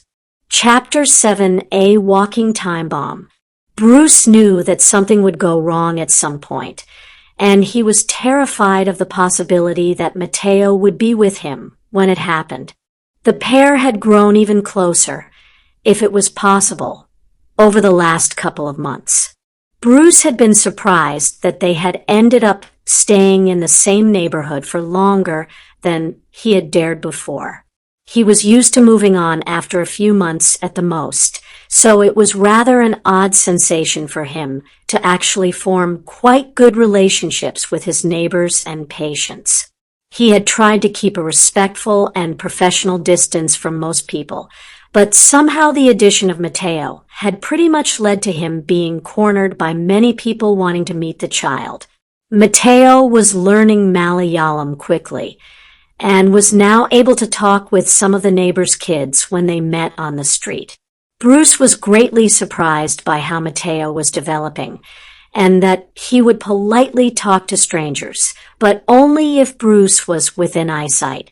His confidence was markedly greater if he was standing within arm's reach of his father figure, but Bruce assumed that was probably a general child trait. Bruce had offered to enroll Matteo in the local school if he wished, but the boy had been adamant that he carried on accompanying Bruce to visit patients so that he could learn as much medical skills as possible. He wasn't sure whether the child's interests were born from a wish to be able to fix himself if he was ever injured in the future, or whether it was true interest in the subject.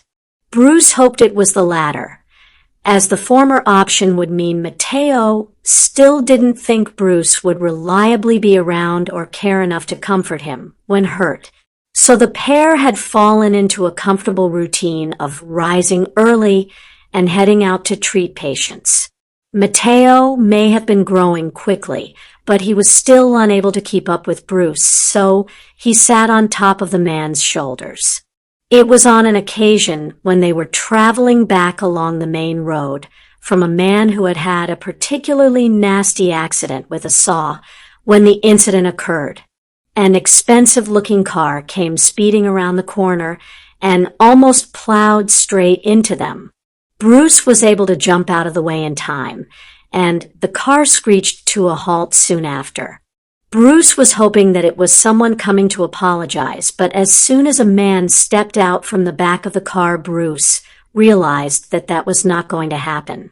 Carefully, he set Matteo down on the floor behind him and passed over the bag.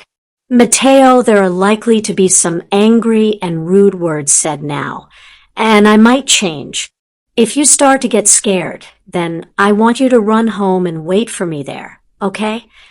Bruce asked before turning and staring at the man approaching. Matteo was good at picking up moods, and so he had no worries of Matteo not understanding the severity of the situation. "What do you think you are doing?" the man shouted as soon as he got within 10 meters of Bruce. "I am walking home with my son. What do you think you are doing almost running us over?" Bruce retorted. For a second, the man seemed surprised that a Westerner spoke the language, but he composed himself. "This is a road. If you are idiotic enough to walk on it, then you deserve to be run over. Well, it would be hard to walk in the air. I doubt even you could do that." The American knew that this was a bad idea. The locals were tolerant of tourists, but Bruce had heard of arguments getting out of hand. He should back down. But the man had almost killed him and his son, and right now he did not want to meekly shuffle off. For the first time in many months, he let the anger build, along with the roaring in his head of the other guy straining to get free. He got the odd sense that the reason that the other guy was angry was mostly because of the danger that Matteo had been exposed to, rather than to his own life. But before Bruce could think more on this, the other man replied. "How dare you? Who do you think you are?" The man spluttered. "He is my daddy, and he is only worried that you almost hurt me. I think that he has a right to be angry." A small voice piped up from behind Bruce. "Matteo, I told you to stay back." Bruce sighed. "I'm not going to let him be angry at you for you being protective of me," Matteo retorted before looking at the man from the car. "He wasn't doing anything wrong." "Little runt, keep your words to yourself and stay in the gutter where you belong," the man said contemptuously. Bruce growled low in his throat and started towards the man angrily. Unfortunately, a tugging on his trouser leg stopped him from expressing his anger. "Dad, no, that isn't a good idea," Matteo said worriedly. "Listen to me, you little man. If my son wasn't here, I would beat you to a pulp and leave you bleeding to death on this spot. But seeing as I have to set a good example, I will let you go with your life," Bruce snarled. To emphasize the point, he stamped his foot, and the man jumped slightly as the concrete cracked from the strength that Bruce had gained through his anger. One look at the American's eyes, and the man's courage failed him, and he retreated swiftly to his car. As the man fled, Bruce could feel the other guy shouting angrily to be let out and to chase the puny white scrap of metal that was disappearing into the distance. Bruce let out a deep breath and was slightly worried when the anger refused to go away. If anything, it was starting to boil in his gut and work up his spine. "Matteo, you need to go home," Bruce said in a shaky voice. "I'm not leaving you," Matteo said stubbornly. The child walked around to see his father's face and was surprised when the man's normally warm brown eyes were burning green. Dad, your eyes." Bruce tried to keep his breathing slow and deliberate, but the other guy had been caged for so long that he wasn't backing down without a fight. "Seriously, Matteo, you aren't safe here," Bruce choked out. "I know you won't hurt me," Matteo said confidently, and wrapped his arms around Bruce's leg. "I love you." The rumbling in Bruce's mind quietened minutely, as if pacified or surprised by the sheer amount of love and trust exhibited by the child. Bruce was equally surprised and gently disentangled the boy so that he could kneel. Once at the same level as Matteo, the boy threw his arms around the man's neck and refused to let go. Bruce was shocked that the other guy seemed to rumble happily and settled down once more as the child continued to hug him. Matteo knew that something was deeply wrong with his dad as soon as the man started to get extremely angry.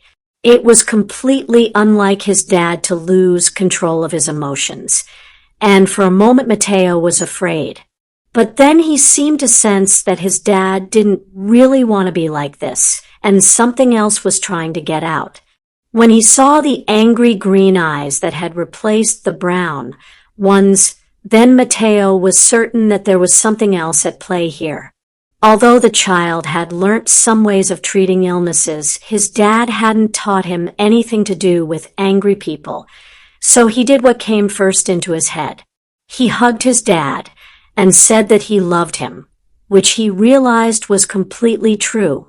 His dad seemed to be shocked by this, and for a second Matteo was worried he had done something wrong. But then the man had knelt down and returned the hug, and he knew he had done the right thing. At the same time, thousands of miles away, a man dressed in a black suit knocked on a door and stepped through it into an office. The balding man waited patiently for the taller, dark-skinned man at the desk to finish his work and acknowledge him. "Sir, we could have a problem," the newcomer announced. "How so, Carlson?" the man at the desk asked.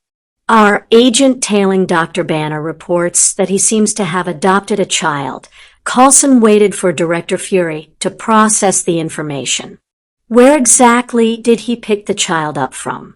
Did he do it to blend with the locals, do they think?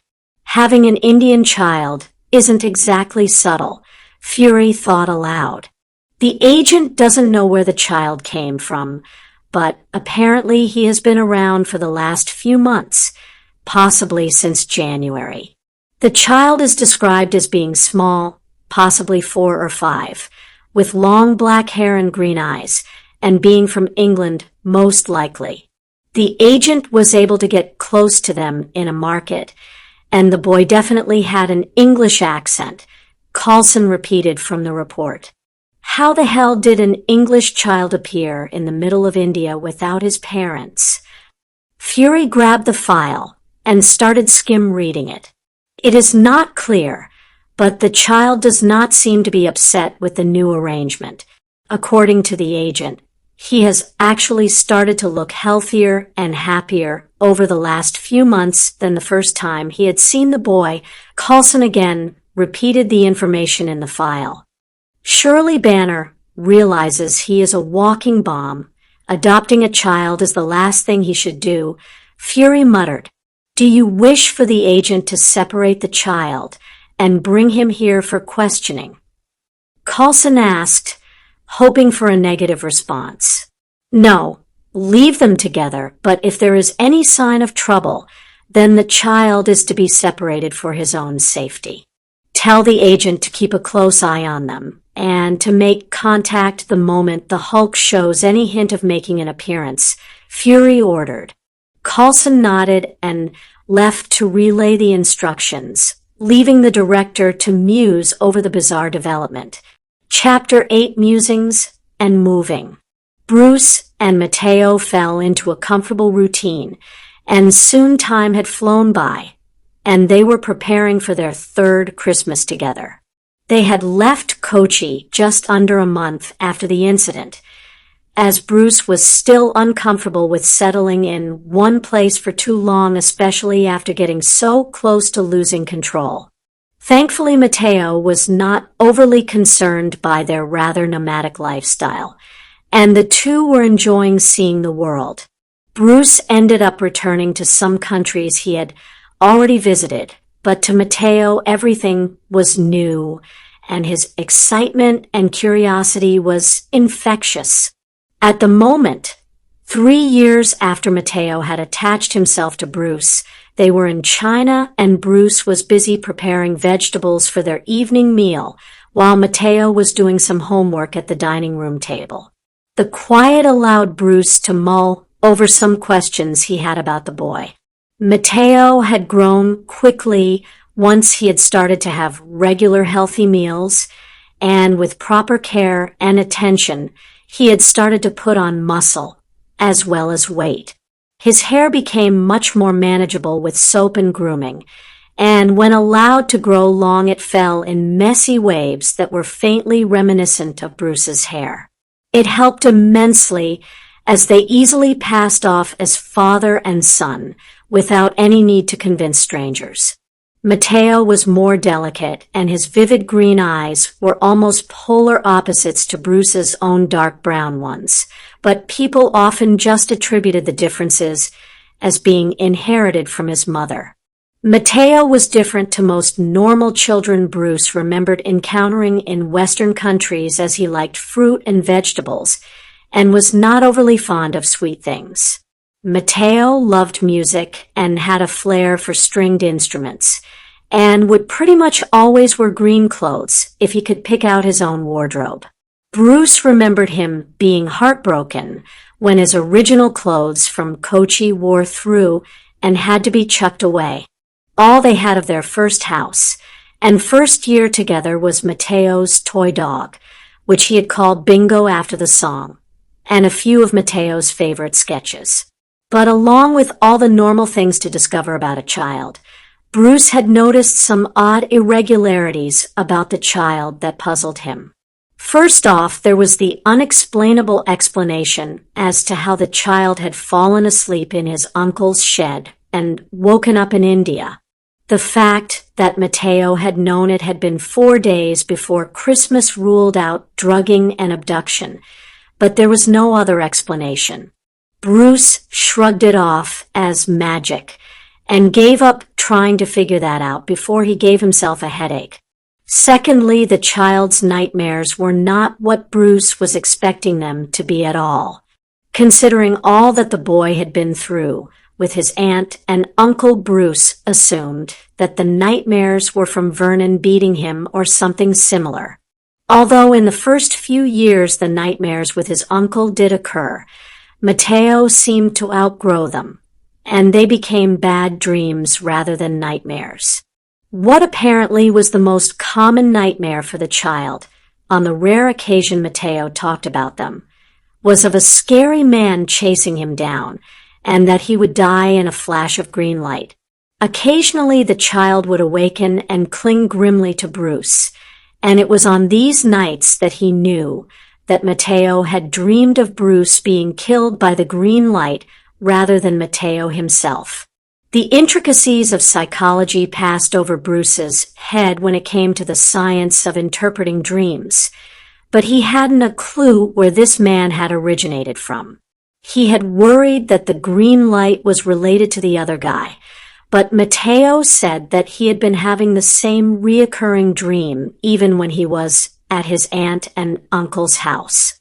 Thirdly was that Matteo was able to do very strange things when he least expected it. Once Matteo had been too engrossed in telling Bruce about playing with the other children and started to cross the road without looking. Bruce had shouted in panic as he saw a car bearing down on his son, but then suddenly Matteo was at his side again, rather than halfway across the road. Matteo looked terrified and almost burst into tears, so Bruce merely hugged him and carried on like normal. The first monsoon storm Matteo had experienced had been a bad one, and the child was terrified of the wind, rain, and thunder that battered their house. Bruce had cuddled him for ages until a particularly clap of thunder made the boy squeak in fright. Then the sound stopped completely. Bruce could still see the rain lashing against the window, and the power cables outside continued to flail in the wind, but the pair of them seemed to be in a soundproof bubble. Once again, Bruce acted cool with it, and Matteo soon fell asleep, but Bruce lay awake for a good long while trying to figure out what had happened. Bruce liked the world of science, where everything could be explained by logic and mathematical equations. However, he was starting to entertain the thought that his son could not be explained by science, rather like himself. He knew of mutants that could do seemingly impossible things, and he himself defied the laws of physics when he turned into the other guy, but he had never heard of anyone having the same powers as Matteo. He was annoyed that he couldn't go to anyone with this and ask the hundreds of questions that he had, as doing so would likely alert the authorities to his presence, and that would not end well. There were rumors of a mutant-safe house somewhere in America, but trying to find it was an incredibly stupid idea. Besides, he did not want to worry the child, as Matteo had become a happy and healthy child that was finally confident enough to go and play with other children and wasn't constantly looking for Bruce nearby.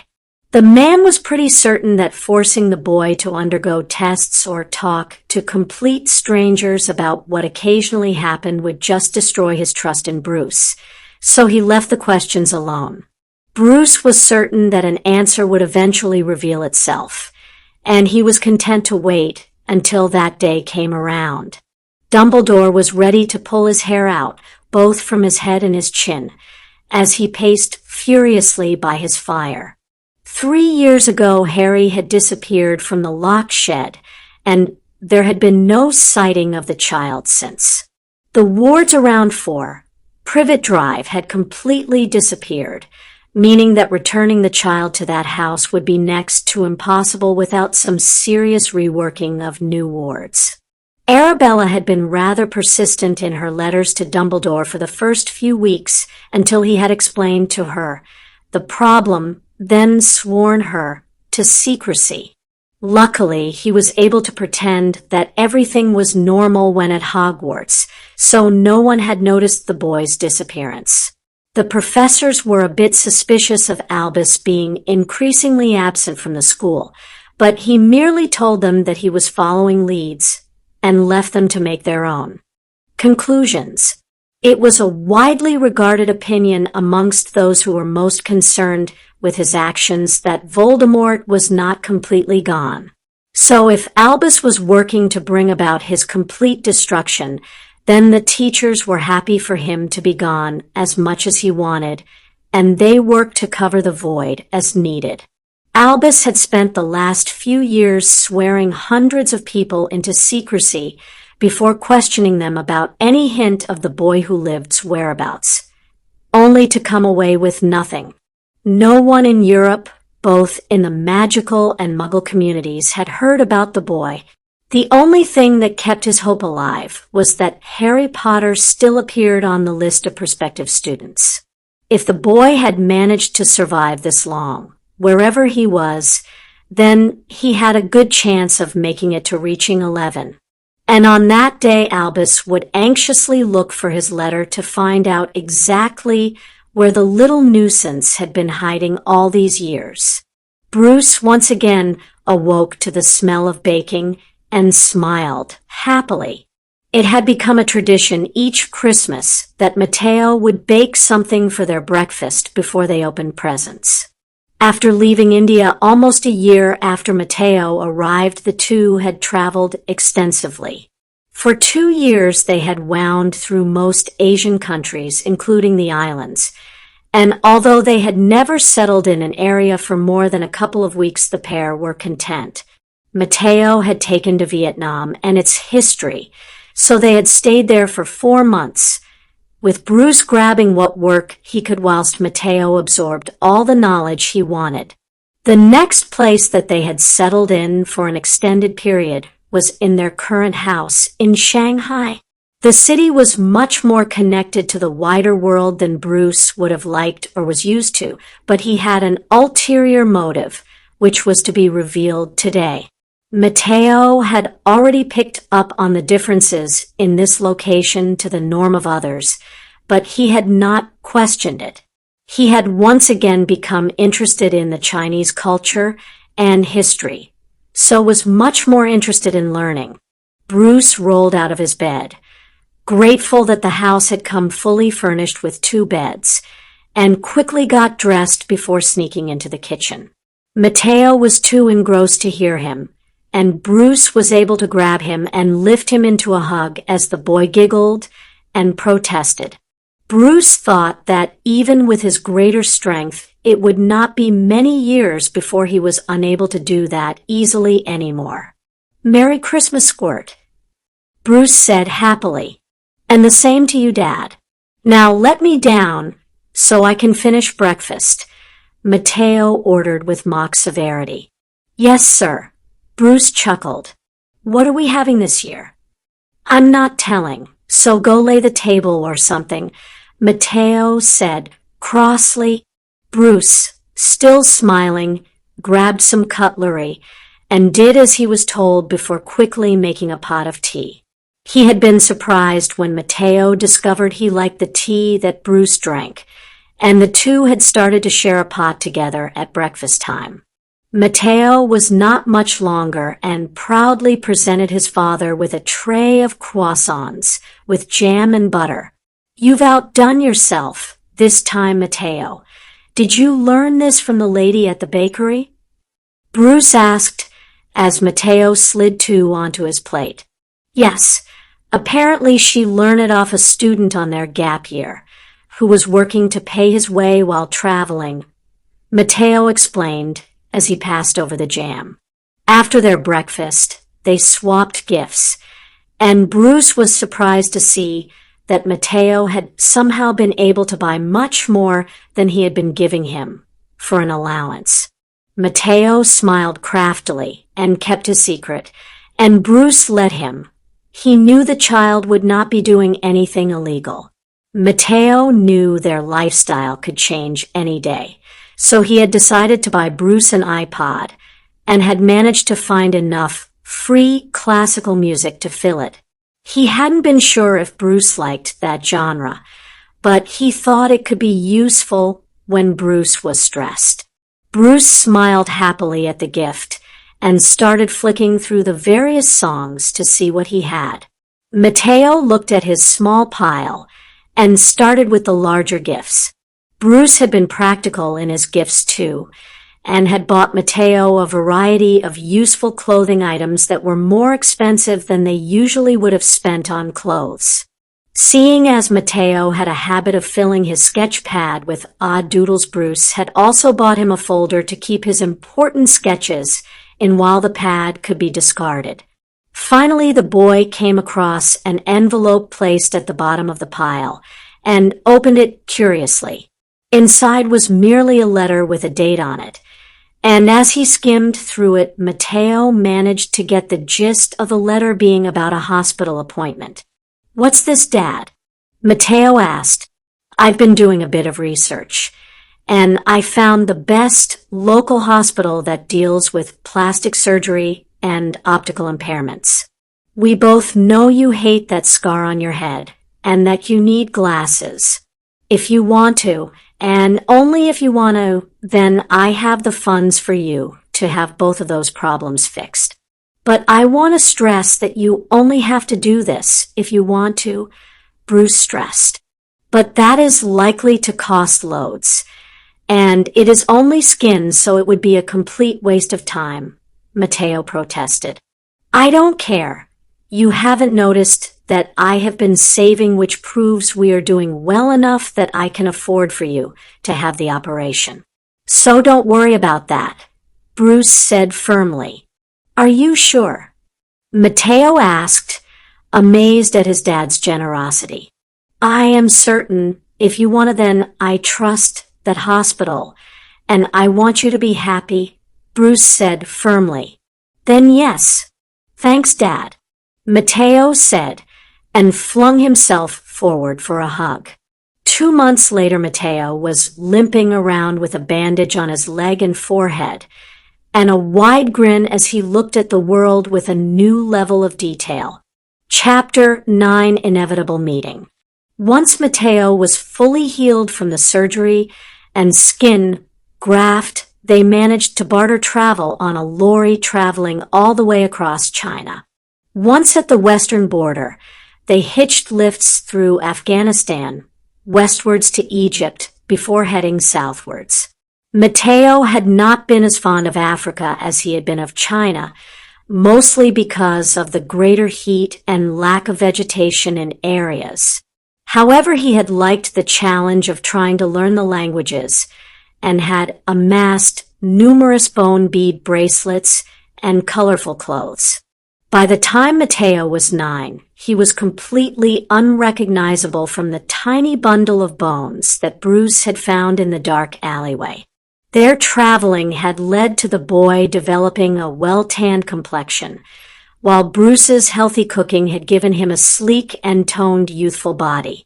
His insatiable thirst for knowledge had led to him being well beyond his years in traditional schooling, while he was relatively fluent in a number of languages. As they had traveled, Matteo had learnt as much as he could from each country, and could now speak Malayalam, Hindi, Spanish, Mandarin, and a generous smattering of Arabic. Unlike when they had lived in India and Asia, the pair never felt the urge to settle for long in any other country. They would perhaps settle for a week in a village, Bruce plying his trade and Matteo helping by selling sketches, before moving on once more. It was in South Africa that they bartered labor and cooking skills for passage to Brazil, and they learnt that Matteo was not so much of a fan of sailing and the unending ocean. Bruce almost felt guilty by his son's unhappiness with being cooped up on a container ship for 10 days, but they couldn't turn back. They followed the usual routine of picking a direction and walking or hitchhiking until it was near dusk when they found somewhere to stay for the night. Bruce had learnt a smattering of Portuguese on his previous wanderings, so he was able to easily converse with the locals. Mateo naturally set about picking it up as quickly as possible from anyone around him, and pretty much immediately endeared himself to the woman they were lodging with through his eagerness to help. Although the pair enjoyed the countryside, they couldn't find much work beyond Bruce taking a job on an oil palm plantation, so they headed back towards the larger cities.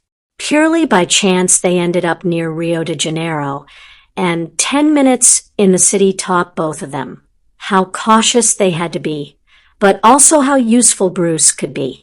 Their lighter skin attracted some attention, but the fact that both of them were wearing clothes about as worn as the locals saved them from too much unwanted conversation. A few street children did flock around the pair, but when they also saw that the only thing of worth the two owned was the pair of glasses Bruce had in his top pocket, they soon lost interest. After a few inquiries, they found out how bad the medical facilities were around the area, and Bruce quickly managed to find a hut that was unoccupied for them to rent. It was pretty basic compared to some houses they had rented in China and India, but at least on par or better than some places they had stayed in Africa. They had arrived early enough that Bruce managed to get some shopping done while Mateo tried to set about organizing their large one-room building into something more manageable. By the evening, they were slightly comfortably settled and decided to get an early night to be well rested for the next day.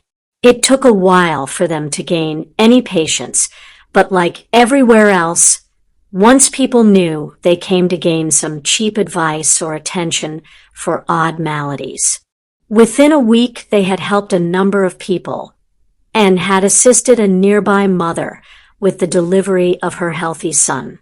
After then, they managed to gain the respect of their neighbors and were busy most days all day, with visits that started to become increasingly distant. 3 weeks after arriving, their reasonably comfortable existence was shattered in an almost predictable but surprising way. They were on their way back from a man who had suffered a factory accident and had almost lost some fingers. Bruce had not been too happy with the state that the man was in, but by the time he had finished cleaning the wounds and leaving instructions, he was at least reasonably confident that the man would keep all his digits. Mateo was, as usual, following him, learning how to treat people, and also absorbing the language and culture. "Doctor, do you have a spare moment?" a voice hailed them. A rather burly and worried man hurried up to them from down one of the numerous alleys. "What's wrong?" Bruce asked, tired but unable to in all good conscience leave someone suffering. "My friend was on a route but fell off. We heard that you are good. Can you come?" the man asked. "Lead the way." Bruce gestured, and the man set off at the same pace again, and led them a short distance through the winding streets to a small warehouse on the edge of a more business-orientated district of the city. As soon as they entered, Bruce knew they had been duped. There was indeed a man lying in the center of the room, but the other guy was instantly alerting him to there being more going on around them. But before he could say anything to Mateo, the door was slammed shut behind them, and he was grabbed by both arms and the neck, whilst a muffled shout told him someone else had grabbed his son. The man on the floor quickly got up and disappeared into the background, whilst 4 men stepped forward. The one standing in the middle was obviously in charge. His hair was slicked back, and he wore numerous rings on his fingers, but the most eye-catching aspect of him was his piercing blue eyes. His clothes were of a much better quality than everyone else's, and were obviously for show and comfort, and not for physical use like his numerous cronies. An exceptionally tall and muscular man standing next to him was also quite well dressed, but it didn't take much deduction to see that he put more pride in his muscles than his brain.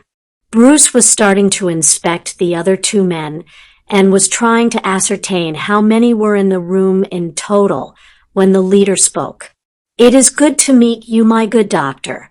He started in a friendly manner. "If you want my help, you don't exactly have to threaten me," Bruce said back honestly.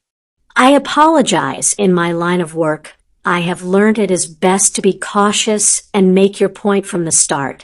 The man smiled winningly but did not motion for his men to stand down. Bruce wriggled minutely to check how much room he had to move, and learnt that the answer was not very much at all. "I can tell. So what do you want with me?"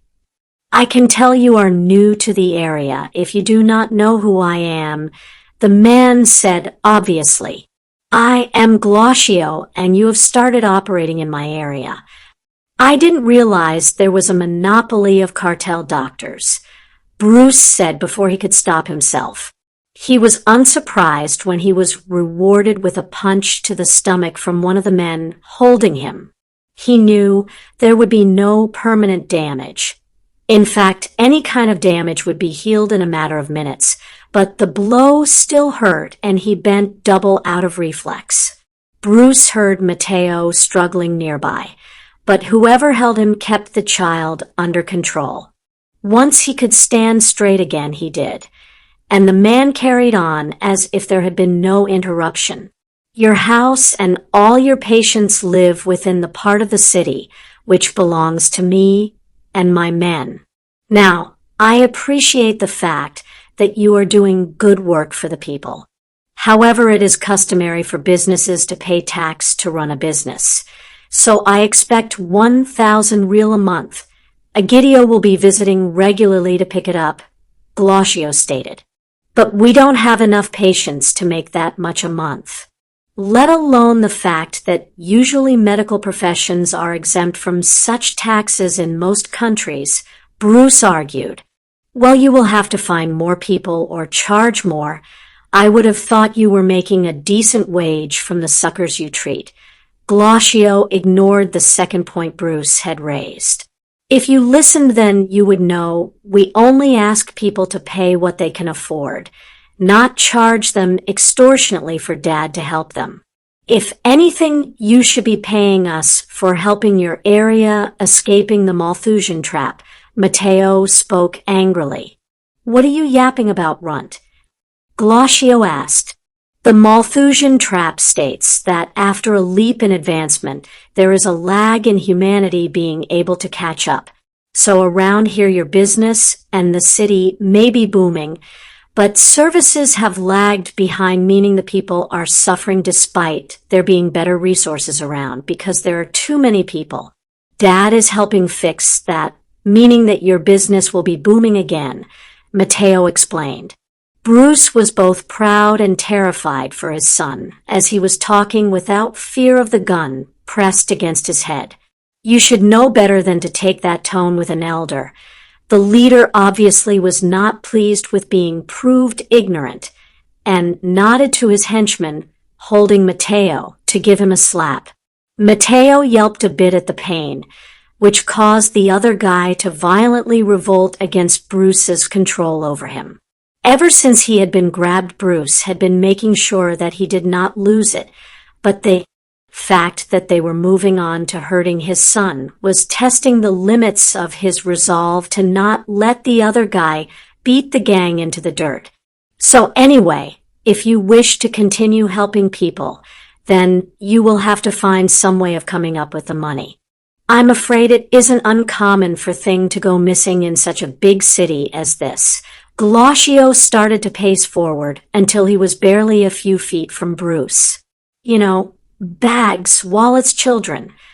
You touch Matteo and you will never see another sunrise," Bruce said vehemently, struggling in the grip of the men even more now. You are in no position to dictate terms, Glossio laughed. I like your spirit, but I'm afraid you need teaching about your position in this city. You may be American and a doctor, but I am in charge around here. Egidio, I think perhaps the child would make the longest lasting impression. Nothing permanently debilitating. Bruce saw the goon restraining Matteo walk forward and turned 90 degrees so that Matteo was visible to both Bruce and Glossio, while the incredibly tall man, who hadn't moved, pulled out a small item from his pocket. A click of a button caused the blade to spring out, and the man advanced with a hint of a sadistic smile on his mouth. Matteo froze and seemed to almost stop breathing as the blade drew closer to his face. Egidio seemed to pause to decide where to start cutting, and this gave Bruce all the time he needed. Without thinking about the consequences of releasing the other guy in an urban area, he forced him out and fell into the darkness of unknowing. The Hulk snorted in disgust as the man in front of him attacked him with a knife, which as usual made contact with his skin and bounced harmlessly off. Almost carefully, he picked the one who dared to threaten his boy up and held him, so that they were looking eye to eye. Mine. No threaten, he growled possessively. The man gripped in his hand whimpered, and the Hulk almost chuckled at the sight. However, he knew that there were more that could threaten his child, so he carelessly flung the man away from him. Had the Hulk cared about his actions, he would have seen the man fly through the air until he slammed into the brick wall. The man slid to the floor and didn't move again. As the Hulk turned back to the room, the men seemed to regain their wits and opened fire on him in an attempt to bring him down. The Hulk found it amusing to destroy those who tried to hurt him with just a flick of his hand. To see those who thought they were safe suddenly realize their mistakes. Banner's memories had shown him that there were at least 7 in the building, but the Hulk knew there were more than that who would appear from the shadows. The giant man did give a grin of satisfaction when he span and kicked a man who had been trying to sneak up on him with a machete. The ensuing scream and thump of the man landing on the concrete added to the Hulk's growing feeling of satisfaction at the carnage he was creating. In seemingly no time at all, the room was littered with 15 dead men, their necks snapped or their skulls caved in. The Hulk surveyed his work before huffing in satisfaction. But then he realized that the one being he was looking for, who should be alive, wasn't there. The Hulk didn't panic. He didn't have the mental capacity for such an emotional response, but he did start to hurriedly stomp around the room, inspecting the dead to ensure he hadn't made a mistake. But none of the 15 were the one he was looking for. A rattle of a box against one wall had the Hulk turning around rapidly, ready to crush whoever was sneaking up on him. However, he stopped when he saw the small figure with a mop of untidy hair appear from behind the crate. The Hulk had never really given much thought to whoever was around him and what they thought of him. Usually he was too busy fending off the bullets and the men trying to hurt him, but now there was no one to bother him in this room apart from the child. In the recesses of his mind, the Hulk felt his Bruce perk up at the sight of the child, and through their link he felt happiness and love. Hulk shook his head at that. Those emotions weren't useful when smashing people. He realized he had been staring for a while, and the child hadn't moved. Normally, by now the people would have either started attacking him or had run away screaming, but this tiny child was still crouched between 2 crates and was looking warily but calmly at the Hulk. "Dad, are you all right, Dad?" the tiny child called. "Dad." The Hulk rolled the word around his brain in confusion. He was the Hulk, not Dad. But then from Banner, he got a jolt of memories pushed through. The child was his, and called him Dad. Normally, the Hulk ignored whatever feed he got from Banner. It was usually full of jumbled emotions and fast-paced thoughts that were useless to him. But now he let the thoughts through the link and tried to use them to make sense of the new incident that they were facing. The whole situation was foreign and confusing to the Hulk. The last time he had been free, there had been no small child, and he had been free to smash and run to his heart's content. But now there was this thing here, and he had the strange urge to check it was all right. The Hulk carefully padded forwards, ensuring he didn't step on any of the bodies until he was a short distance from the crates. He sat down with a bit of a thump so that he wasn't so tall and leant towards the child. Mateo, he grunted. The word was foreign on his tongue, but bounced around his brain and sparked a few memories from Bruce. Hey, Dad, you certainly showed them, Mateo said tentatively. The Hulk barely breathed as the child emerged from the gap. He wouldn't admit it, but he felt an odd sense of worry that the child would run away from him. But Mateo was more concerned in dragging a bag from out of his hiding spot. Sorry I spoke back to them. I shouldn't have angered them. They might not have attacked if I hadn't. The child spoke unhappily. The Hulk was confused about why it was apologizing. Men often only wanted to hurt Banner and the Hulk, so why would today have been any different? So he ignored the boy's words and continued to stare at the child, memorizing his face and the odd feeling of trust and love that was leaking through from his other half. Mine, the Hulk rumbled instead, and carefully reached out a hand to stroke the boy's head. And for a short while he and his Bruce forgot about the bodies around them, and merely reveled together in the feeling of happiness they got from seeing Mateo accept the Hulk. The boy did not scream or run away, but merely sat on the Hulk's bent knee and seemed to closely inspect his face. After cataloging the similarities and differences, Mateo turned to playing with the Hulk's enormous hands that could engulf his entire head easily. So this is what happens when you get angry, Mateo said by way of conversation. The Hulk, who was not one for conversation, grunted in confirmation. He knew there had been something different about this change. His Banner seemed much more willing to work with him to help them fix the situation. However, he wasn't about to try and explain that.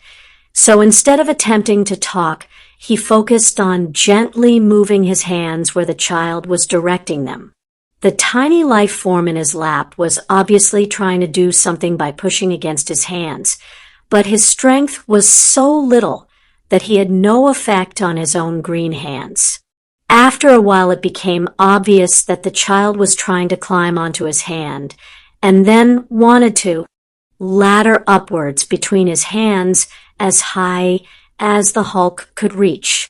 The odd warm feeling in his heart had the Hulk complying with the child's wishes, and soon the boy was above his head, sitting in the palm of his hand, chuckling in amusement. The Hulk was almost worried when the child moved violently and almost toppled from his hand.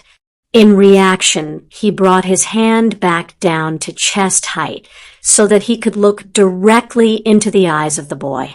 When he had the small being's attention, he frowned and huffed disapprovingly. Sorry, Dad, Mateo said as he realized what the green behemoth was trying to convey. Mateo was worried that he was going to be ignored as punishment for his slightly wild behavior up on the Hulk's hand. He had only turned around and stumbled whilst doing so, and now his changed father was setting him down. He was going to protest the act when the green giant let out a huge sigh that ruffled his hair. At the same time, the green started to lose its vibrant hue, and he started shrinking. Mateo guessed correctly that his dad was coming back, so he went to get the bag and waited for Bruce to wake up. The next time Bruce was aware of anything, he was lying on the floor of the same warehouse the whole incident had started in, with 15 dead men scattered around the large room. Matteo was sitting nearby, clutching the medical bag protectively and pointedly not looking at the bodies. After checking that he was all right, Bruce tugged the trousers and shirt off of one of the dead men to wear before they hurriedly left the building. By nightfall, they were on the first cargo ship out of the country, heading to some unknown country. Seeing as he got incredibly seasick, Matteo spent as much of the journey sleeping as possible, which suited Bruce well, as he had a lot of thinking to do. In all his experiences with the other guy, he had never known him to be so restrained in his actions as the incident in Brazil. Sure, 15 gang members were dead, but the warehouse was still standing, and his alter ego had remained there. Normally, after an incident, Bruce would wake up miles away from the scene, as his other half had formed an alley of destruction out of there. He couldn't explain the change. He had a notion, though, and Bruce was almost reluctant to consider the possibility that the other guy had been as protective of Matteo as he himself was. It made everything a whole lot easier if that was true. He didn't have to worry about the other guy crushing Matteo in his rage. Matteo hadn't spoken much of the event. He was obviously trying to forget whatever he had seen, and Bruce wasn't going to stop him. The child had seemed disturbed by the bodies, but had had no compunctions about taking Bruce's hand and willingly leaving with him. That hopefully was a positive indicator that the other guy did indeed act protectively around the child, and that the two of them had bonded somehow. Chapter 10: Change in Pattern. Bruce had been incredibly careful over the years to avoid any kind of interaction that would end up unleashing the other guy, but after his willing change in Brazil, he felt slightly less like he had to walk on eggshells. The other guy seemed to not be inclined at all to hurt Matteo, and indeed, seeing as he had apparently attempted to comfort the child, he may be as protective of the boy as Bruce was himself. So seeing as the other guy wouldn't likely trample the child, Bruce allowed himself to relax his rigid controls slightly. He still refused to even let the chance of slipping up occur, but he allowed the other guy a little more wiggle room within the dark recesses of his mind. When he got angry, he would allow his other side to voice his discomfort, and allowed himself to feel that part of him. But Bruce never let himself get carried away. Their ship had fortuitously ended up making land in South Africa once more, but with no reliable access to any kind of media, Bruce was slightly hindered in picking the safest routes to travel. As a result of this handicap, their journey through Africa was slightly hesitant and aimless. However, they both agreed that they would head back in the direction of Asia once more.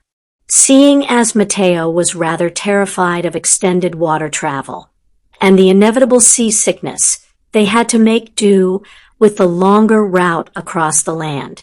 This did work well at times, as Bruce purposefully detoured them through some nature reserves. It cost more than Bruce would have liked, but he found them a room in a small hotel, and they spent a few days touring the area in a Land Rover, watching the wildlife.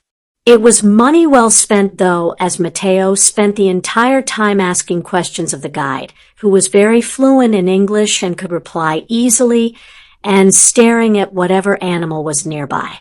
The child filled an entire sketch pad with drawings of animals and patterns in the evenings, and during the day he was constantly trying to find some kind of animal nearby. Once Bruce almost had to physically drag Matteo back into the vehicle to stop him from climbing out to follow after cheetah they had spotted. Their wanderings were not always so pleasant, though, and it was purely through luck and chance at times that the two avoided conflict. Passing through the borders of African countries had been relatively easy, Bruce had picked up good forged passports, so they were rarely given a second glance. Even if people started to prod, he could easily explain that he was a traveling doctor, and 9 times out of 10, the guards would let them through. There were times when the pair had to leave areas at speed, though. They had been in the process of through Egypt when the protests started up at the beginning of 2011. Whilst most other tourists in the area were able to catch hastily arranged flights back to their home countries, Bruce was stuck trying to figure out how to get them both away quickly and safely. He had been planning for them to travel across the land and drop back into India, but apparently the whole area was boiling over with civil unrest. True, the entire area from Iraq to Afghanistan had been an unsettled region for a while, but they had had no trouble crossing the area on the way through the first time. They had hitched a ride with various lorries towing food, which may have helped the situation. However, Bruce had been able to pose as a tourist and access travel resources, and what he saw worried him. In the year it had been since they had left China, crossed through Iraq, and on to Brazil, the region in question had seriously devolved in reputation. There were news reports of worries about child soldiers, and Bruce was determined that they were not going to go anywhere near that. The life Matteo had might not be as sheltered as most children his age, but there was no way Bruce would allow him to know that such things occurred. Matteo's intense dislike of water travel cut off the option of traveling by ship, and rumors of pirates further limited that option. They couldn't fly legally either. Airliners would record passengers, and that could be disastrous if someone recognized him. They could attempt to head through Europe, but that was an insane idea, and went against all of Bruce's rules. So it seemed that they were stuck in Africa with no way back.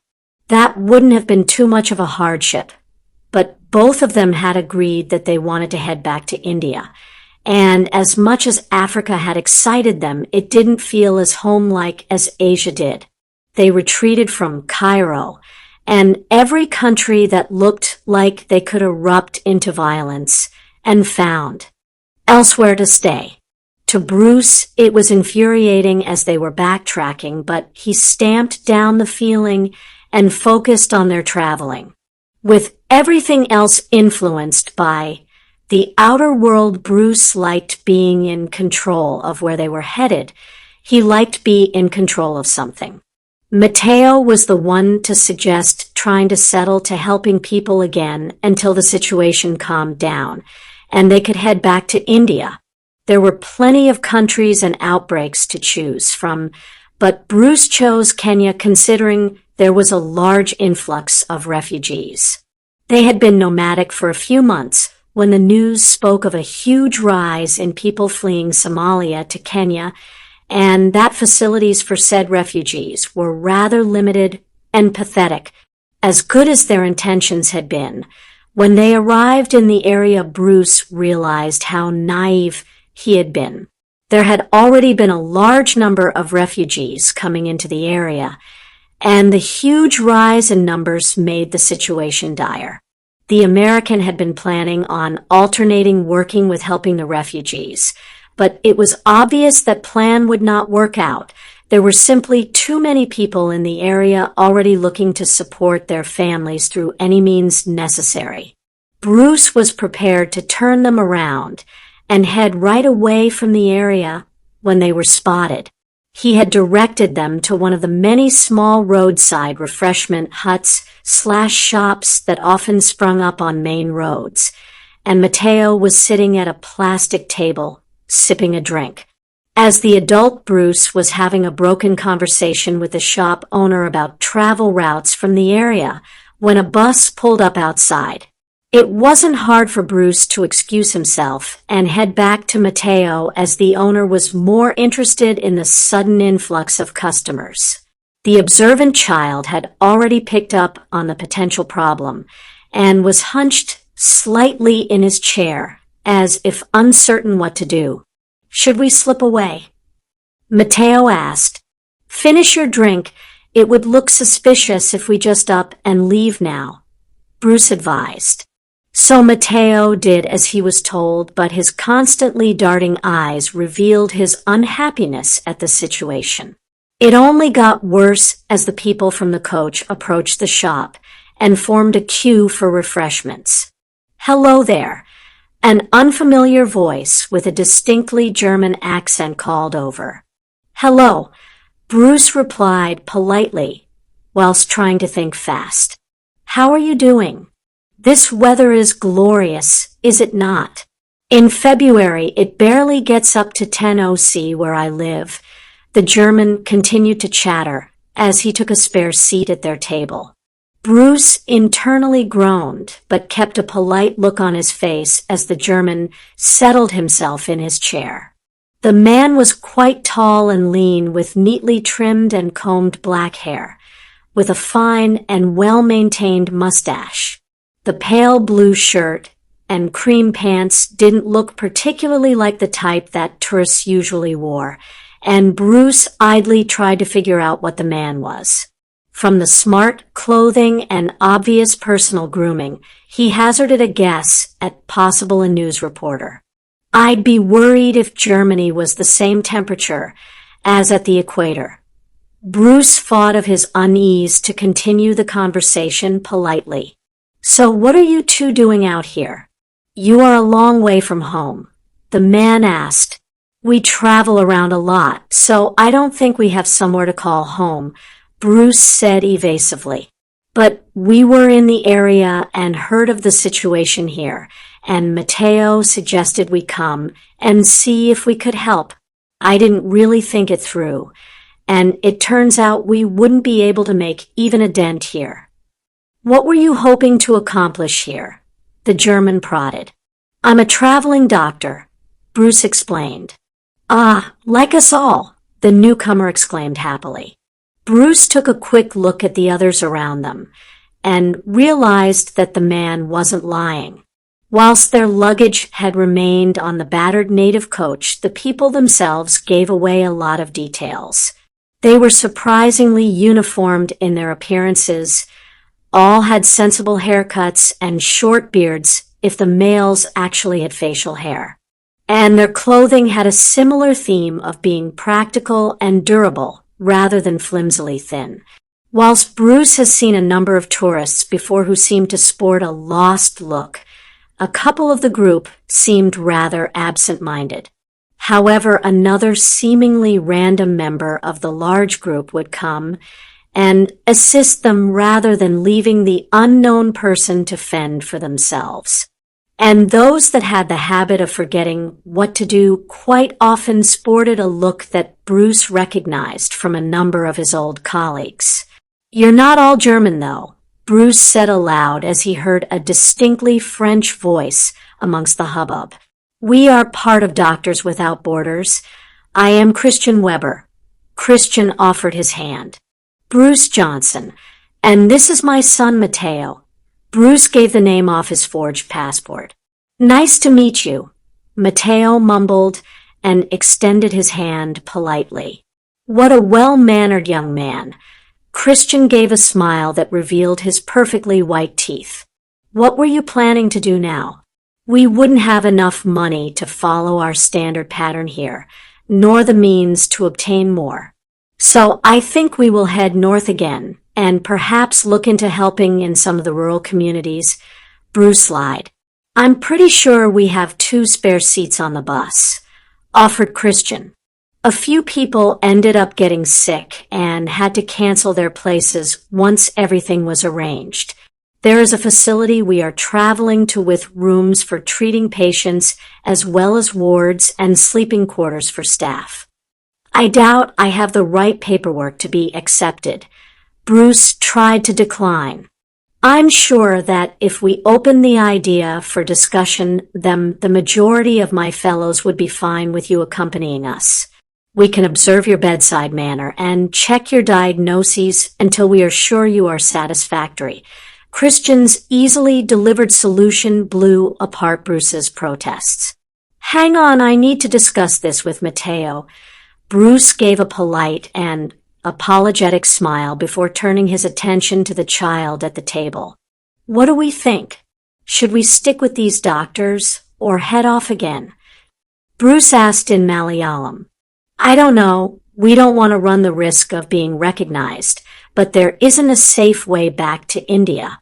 At least we know we can be of use here. You can use their equipment and drugs, and we would get free food and lodging." Matteo kept his face carefully neutral and calm as he spoke so as to not give anything away. "We have to be extremely careful to use our false names. And if there would ever be reporters around, we would have to find an excuse to get out of the limelight," Bruce rambled. "I know, Dad." Matteo gave the adult a reassuring smile. "We are already here and have been given a way to help people. I think we should take it." "All right then."